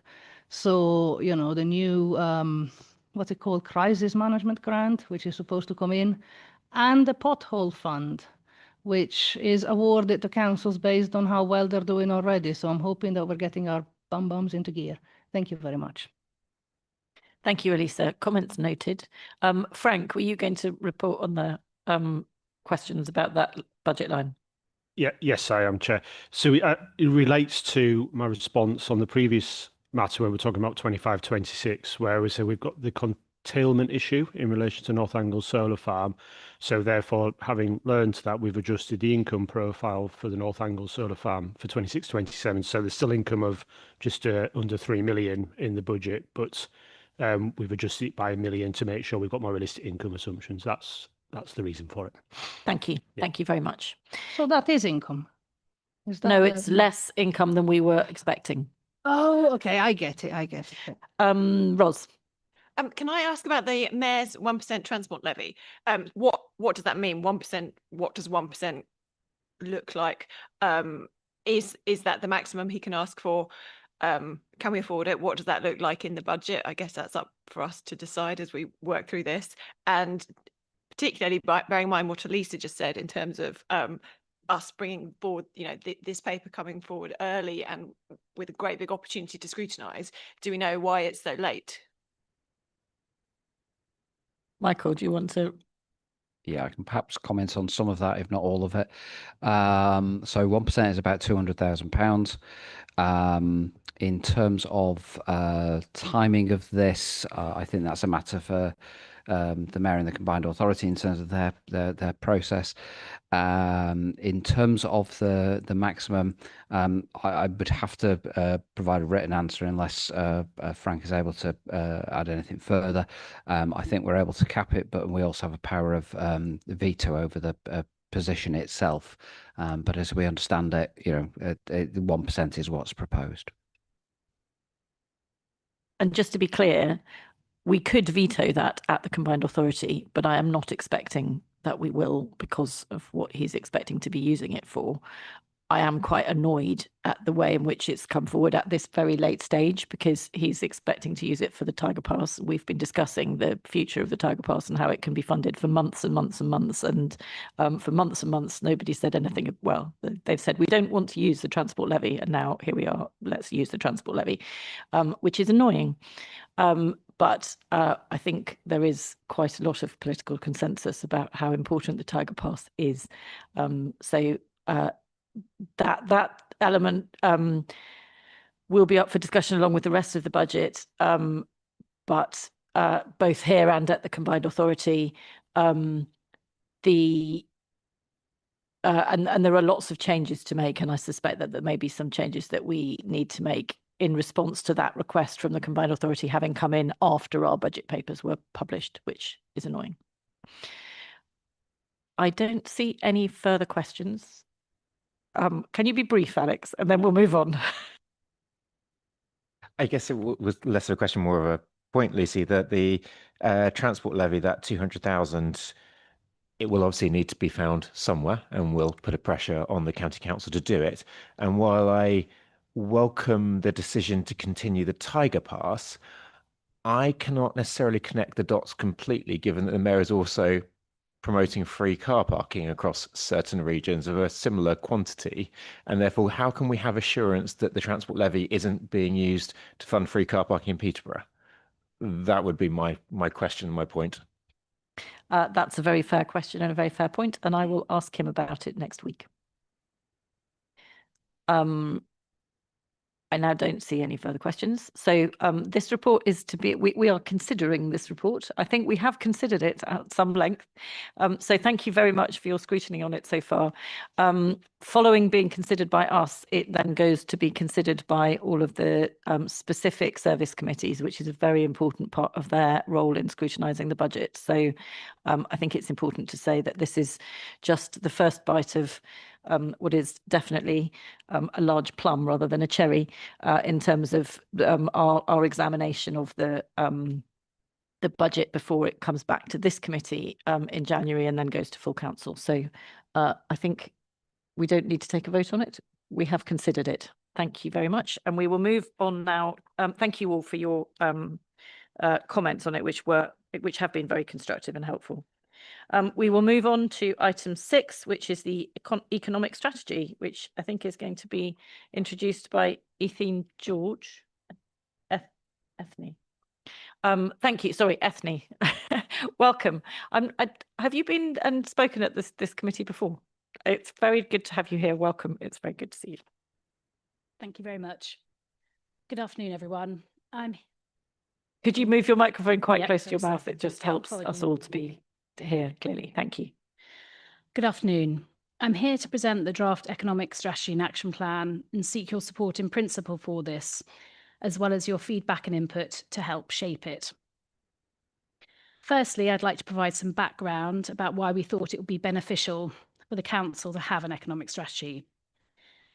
We recognise that as a large organisation in Cambridgeshire undertaking a wide variety of statutory duties, the Council has an impact on the economy as a result of these activities. Central to our reason for being as a local authority is to support the people of Cambridgeshire and the businesses and third sector organisations that are located here. The more we can do to help make the economy more sustainable and inclusive, the better it is for our residents and the businesses and organisations they work for and run. In the development of the strategy so far, our team has been working across all services in the council to identify our key roles in the economy. And we identified 5 distinct roles: our role as place shaper, service provider, purchaser and commissioner, employer, and land and asset owner. In each of these, we were able to influence the economy to some degree, often through how we discharge those duties and undertake those tasks, in addition to what we are actually directly doing. We also identified additional activities which have been assessed to be relatively straightforward to undertake, which would again contribute to our goals of a more sustainable and inclusive economy and fit within the remit of this strategy as opposed to elsewhere. There is a draft action plan to accompany the strategy, as you will have seen. Our intention is to bring a progress report back to committee annually, along with any new actions we have identified in the meantime. The strategy's envisaged timescale would take us up until local government reform in April 2028. There will also be an internal governance by officers during the course of the year. In terms of the anticipated budget impact of having this strategy and action plan, the actions we have proposed so far have been designed to be met within existing resources so as not to add budgetary pressures. If they do need funding, we have identified that there should be external funding to which we can apply. So it's not a guarantee that we will be able to take forward each action, but that will be subject to being successful with funding bids. Some actions support work partners are doing as well, where our involvement should help to amplify their impact in the county. Subject to committee's comments and input today, we intend to spend the next couple of months sharing this draft with our partners to help shape and improve it further before returning to committee with the final version. We welcome input from members today into both the content and the proposals in the draft, as well as suggestions for the partners and other organisations we should be engaging with over this period, and any comments that will help help this to have greater impact on the Cambridgeshire economy. Finally, I wish to add that we will also be running a workshop for all members in January, so further comments and ideas can be input at that point too for consideration. Thank you. Thank you very much indeed, and thank you for the strategy, which I think is a really good first draft document, so it's exciting to see it. Comments or questions? Ross. Thank you very much, Lucy, and thank you very much for the presentation. It's good to see us having a strategy such as this or a policy such as this, especially as it was just yesterday, Lucy and I were in London. I was wearing a different hat yesterday, but we were there for the Mayor's growth plan, and I know our districts are also working on it, and I know, talking very parochially, Huntingdonshire has especially been leading the way on creating their strategy. So it's good to see all levels of local government bringing forward such policies. My concern is that these policies, and it's a criticism of all 3 parts, are all working in silos. they're all doing their own different things. I'm trying to work out how are they all stitching together? How are we all working together? Because absolutely, you know, the county council owns a lot of land. It has a lot of ability when it comes to roads and schools, etc. But how are we weaving all of that together between the districts, the county, and the combined authority to ensure that we're working together, joined up, rather than one part doing one thing, another part doing a second thing, and then the third one doing something completely different, where we do have an opportunity here, I feel, to really grow the economy locally. You know, that's obviously led by the top and works its way down. But I'm just concerned that we're wasting energy and resources by doing different things in different spaces when we could all be working together. And I don't quite see that in this document.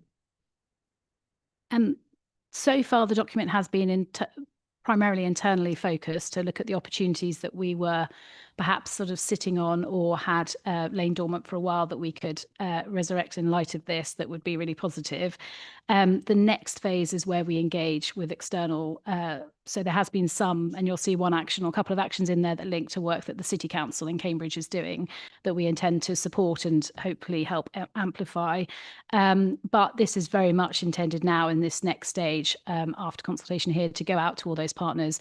We do work with them quite closely on all those agendas at an officer level in any case. So through there's a local growth plan working group that has all those constituent officers on it, which we were part of. So I think there is quite a lot of join up in a number of ways. And as I say, this next iteration will have hopefully more actions coming from those external partners where we are aligned and where we have those shared ambitions.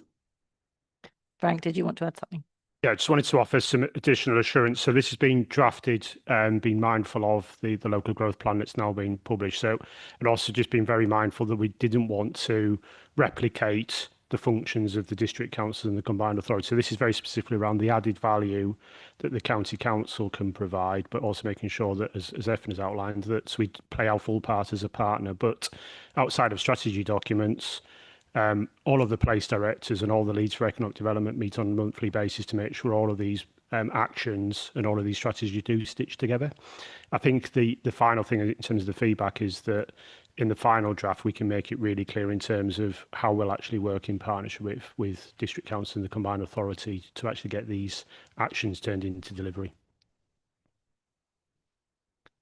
Thank you very much. It's reassuring to hear that will be coming forward in the final draft that comes to us. But the example that I will give, again being very local in Huntingdonshire, is the A141 and St Ives improvement project. We've had many conversations with CCC and the Combined Authority. And obviously I'm on the district council, but they don't all seem to be linked together. You know, the big opportunity with that project is to unlock a site at RF Whitton that is in the defence industrial strategy and has a huge opportunity for Cambridgeshire, not just Huntingdonshire. But everyone seems to be doing different things. It's not joined together. The ambition doesn't seem to be the same. The county council obviously are working on behalf of the combined authority. You have to take some direction from them, absolutely. But it seems like we're building a project for 5-6 years ago, not the project for today that we need today for that opportunity that's in front of us. So that's why I saw this document as hopefully fixing some of those issues. But as I said, I don't quite see that here, but I appreciate that may be coming in the future. Frank, do you want to comment on that at all? The only thing I would add, I think the key thing about the A141 project, so we are working, I believe, collaboratively with the District Council and the Combined Authority on that. I think the key issue with that is actually the purpose of the work we're doing is actually have the conversation with government to have that scheme fully funded. So that's one of the key elements around the local growth plan and economic strategies from the likes of ourselves. The key thing we're trying to do is highlight the fact that there's significant investment needed to unlock growth.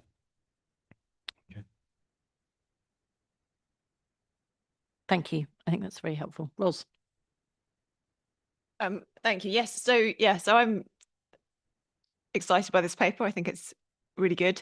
And just quickly on growth, often locally when growth is mentioned, everyone gets very scared, but ultimately you're either in a period of economic growth, stagnation or decline. And compared to stagnation and decline, growth suddenly sounds very attractive.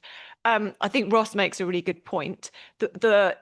The way I was going to frame it was that I know that the Combined Authority has got strategic growth planning and and focuses on different areas. And I think bringing that, there is reference in this paper to different things going on in different places, but I think referencing that a bit more strongly would be helpful. And so the examples that I had were that, and I know that, and it's difficult because I recognise that the County Council's operations don't really, this is probably the type of person who doesn't necessarily come into contact with the County Council's operations. But I had a friend who was a PhD. He lived in my division in an HMO, a home of multiple occupation. He worked on the science park. He's, exactly the type of person who's really contributing to the economic growth of the area. And he got a better offer, and now he can afford the same money, can afford to rent a 2-bedroom flat in Helsinki. And it's like, who are the people who we miss out? And is there anything, and even if our operations don't touch on them, it feels like they need to be on the radar so that we're always considering them. And I think young people who are not vulnerable still actually, it can be hard for them to find places to live locally. And it's really important that we're considering that, even though I recognise that housing falls under a different authority, but it still needs to be in our mindset. And the other thing I was going to comment on was that referencing that different places needing different things. I'm really pro cycling. I think cycling is a great way of getting around, but within the city of Cambridge, it's not just a healthy, good thing to do. It is absolutely fundamental to how we move around, and recognizing that some of these considerations are going to be different in different places, and referencing that in the strategy feels quite important. Moving around by bike in Cambridge is absolutely fundamental. And if all the cyclists stopped cycling, the whole place would stop immediately. So, and then can we email comments afterwards? Yes, very much so.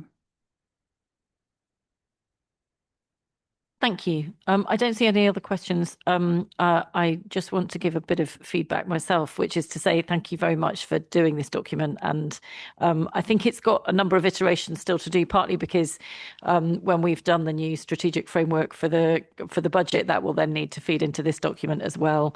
And there are other things that it will need to align to as kind of time goes forward. But I do think it's really exciting that we have one. And I think it's this is not replacing a previous version of this document. We did not have one. So the fact that we have an economic strategy is in its a kind of important recognition of the role of the council in supporting growth across our area. And I think it also will be helpful for our partners who have been working in this space kind of more with more clarity than we have up until now, that we also have one, and that everybody is aware of what each other's economic strategies are, and hopefully those will support each other. And it will be just as important to discover if there are places where they don't, because those are clearly places where we need to put some energy into making sure that we're all, as a kind of local government body, working in the same direction, because that's how we're going to be most effective. So thank you very much for the work on it. Good luck with the workshop for members and the working with partners. And I think this is coming back to us in March. So there's plenty of time for people to feed in through different groups. But thank you so much for it. Again, I think this is to note. I'm just checking. I think we have endorsed it. I think there's been much positivity. So thank you very much. We will endorse that document and look forward to it coming back in March. Thank you. And we will move on to item 7, which is the Treasury Management Outturn update. And I'm sure we've got Stephen back. Thank you, Stephen. Thank you, Chair. So this report sets out the detailed Treasury management position of the Council as at the end of Q2 of 2025-26, covering the Council's cash management, borrowing and investments, and our performance against prudential indicators regarding our capital financing and our borrowing position. At the end of the day, the Council borrows quite a lot of money ultimately to fund capital spend, predominantly on schools and infrastructure. We hold cash to meet our day-to-day spending commitments, which is invested in the short term sometimes. And we've historically made some longer term investments to generate revenue returns and to offset the need for savings. It's a requirement of national regulations realised locally in our Treasury management strategy that this report is considered twice annually by full Council. So through this report, we request an endorsement for that consideration by Council, I think at its next meeting. The key summary item in the report is the table of the prudential indicators. I think 3.2 on pages 409 and 410. Members will see in the right-hand latest estimates columns suggesting that we are on track, we think, for compliance against the indicators this year. Turning to borrowing, we report through this report the current level of borrowing is approximately £820 million, down from the start of the year, but reflecting the usual U-shaped profile of our borrowing linked to the profile of our income and our spend. The council funds its capital programme through borrowing, and that has asset lives of many decades. So this is about long-term investment. But despite that, we are continuing to generally finance where we need to finance debt at the moment through shorter term debt, as interest rates are higher than what we expect the long-term average to be. So but we do continue to benefit from a number of long-term loans taken out several years ago, or indeed many years ago, at considerably lower interest rates than we're seeing at the moment. The council's treasury investments, to summarise, those are generally performing well due to the same relatively high interest rates, though we've reduced our cash balances and continue to do so closer to our minimum level to defer taking out higher cost borrowing. The report gives some detailed information about our collective investment fund investments, the funding from dividends from which continue to perform very well at the moment, and lists the institutions with whom the council has got deposits and what our approach to managing the cash that we have on hand is. But I'll leave the intro there. Thank you very much, Chair, and happy to take any questions. Thank you very much, Stephen. Chris. Thank you very much indeed, Lucy, and thank you, Stephen. Yes, the prudential and treasury indicators are always a very useful first place to go to look for interesting items. And in the second part of that report of the table, I was interested in the increasing, in fact, sharply increasing proportion of our debt which is maturing in under 12 months. And what I'm not able to see is how much of that is short-term borrowing and how much of it is long-term borrowing, which happens to be maturing within the next 12 months, where the interest rate may be significantly different from what we may need to refinance. That's a very good question, and something I'll take away in terms of whether there is a way we could present that sort of information in the report. So what the upcoming sort of 12-month profile of maturing borrowing is and when it was taken out. The majority of it, I think the large majority, is short-term borrowing, because we're now several years into this approach of taking out short-term debt, hoping that the interest rates will drop close to what they're expected to be.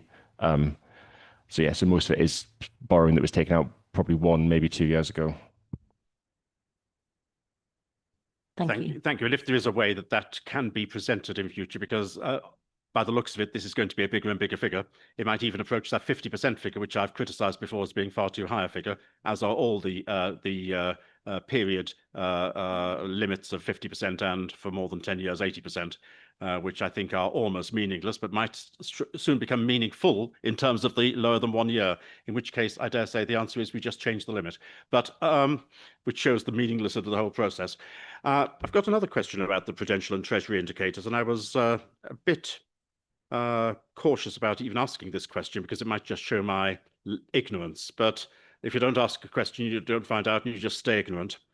I do appreciate that there is a close relationship, but not a precise relationship, between capital expenditure and capital financing. They're not exactly equal and opposite, but they're not normally. There are a lot of variables which do come in, but normally there is some degree of correlation between capital expenditure and capital financing. Yet, again, looking at the prudential and treasury indicators, the annual capital expenditure has gone from a planned amount for the year of 160.8 million to 149.5 million, which is a reduction of just over £11 million. Yet the annual capital financing has increased from 94.8 million planned for the year to a figure now which we're told is 115.8 million, which is an increase of just over £20 million. Now, in a very simplistic way, I would have expected that if the annual capital expenditure figure was decreasing, then we're likely to see a similar decrease in the annual capital financing. But it's exactly the other way around. So what am I failing to understand, please? I'm sure it's my failure to understand. I just don't understand that. So the other aspect of this is the sources of funding for capital expenditure. So broadly speaking, because much of our capital program is financed from borrowing, they will track, but a lot of our capital program is financed from things like government grants and Section 106 contributions. So the fact that those two numbers are not moving in parallel this year reflects that funding sources, I think, for capital, certain capital schemes have been able to be swapped from borrowing to things like capital grants and Section 106 contributions. So we might have originally expected that a scheme was to be funded from borrowing. We've identified there is grant funding we can apply to it instead, and we will apply that, and that shows as a higher annual capital financing number. That annual capital financing number there being the financing that is not borrowing for capital spend. Thank you. I don't see any other questions on the Treasury Management Report. I think this one is also to note, just checking, and note and endorse to Council. Excellent. Is everyone happy that we should note and endorse this to Council, where it will come next week? I am seeing nods and I don't see any dissent, so we will take that as carried and endorsed. And we will move on to item 8, which is the agenda plan, training plan and appointments to outside bodies. Michelle. Thank you, Chair. I've nothing to add to the agenda plan. The training plan has been updated and there's quite a bit of training lined up for after Christmas. But I do want to draw the attention of the committee to an outside body where we have a vacancy at the moment. That is for the Huntingdon Bid Board. I understand that one nomination has received some support from the bid manager, and that is Councillor Bulat, but we will need to ask for nominations and for a vote if there is more than one nomination. So I think we do have another nomination for that role, which is Councillor Liam Beckett. So if we need to move to a vote, we will move to a vote. So could I see all of those who are in support of Councillor Councillor Liam? Is it Beckett? Have I got his name? Yes, that's a relief. Sorry, I'm just thinking we've got 2 Becketts. That's very confusing. So all of those in favour of Liam being appointed, if you could indicate now. That's 7, and all of those in favour of Alex being appointed. That's 4. So that appointment is presumably made, and Liam will be appointed. Thank you. Is that the end of the business? And I think that's the close of the meeting, but it's not quite the close of the meeting, because we also need to note that this is Sue's last strategy and resources meeting before she retires. It's not quite her last meeting, because I think, will you be with us for council next week? Oh, well, in case you're not, then this is even more important. Only if instructed to attend, but oh, okay. This is still very important, whether you are with us at council or not, Sue. Sue has been an amazing officer of this council for a very long time. Not quite as long as I've been here, but nearly. And you've supported this council through so much, Sue. We are extraordinarily grateful for everything that you've done for Cambridgeshire. I'm hoping I'm going to have another opportunity to say this, but in case I don't, thank you very, very much for everything that you've done for the county, and I'm sure that is reflected by others. So we'll give you a small round of applause while we can. And then we'll close the meeting. Thank you all, and I won't wish you a happy Christmas because I will see almost everyone here next week. Thank you. Any chance of changing your mind yet?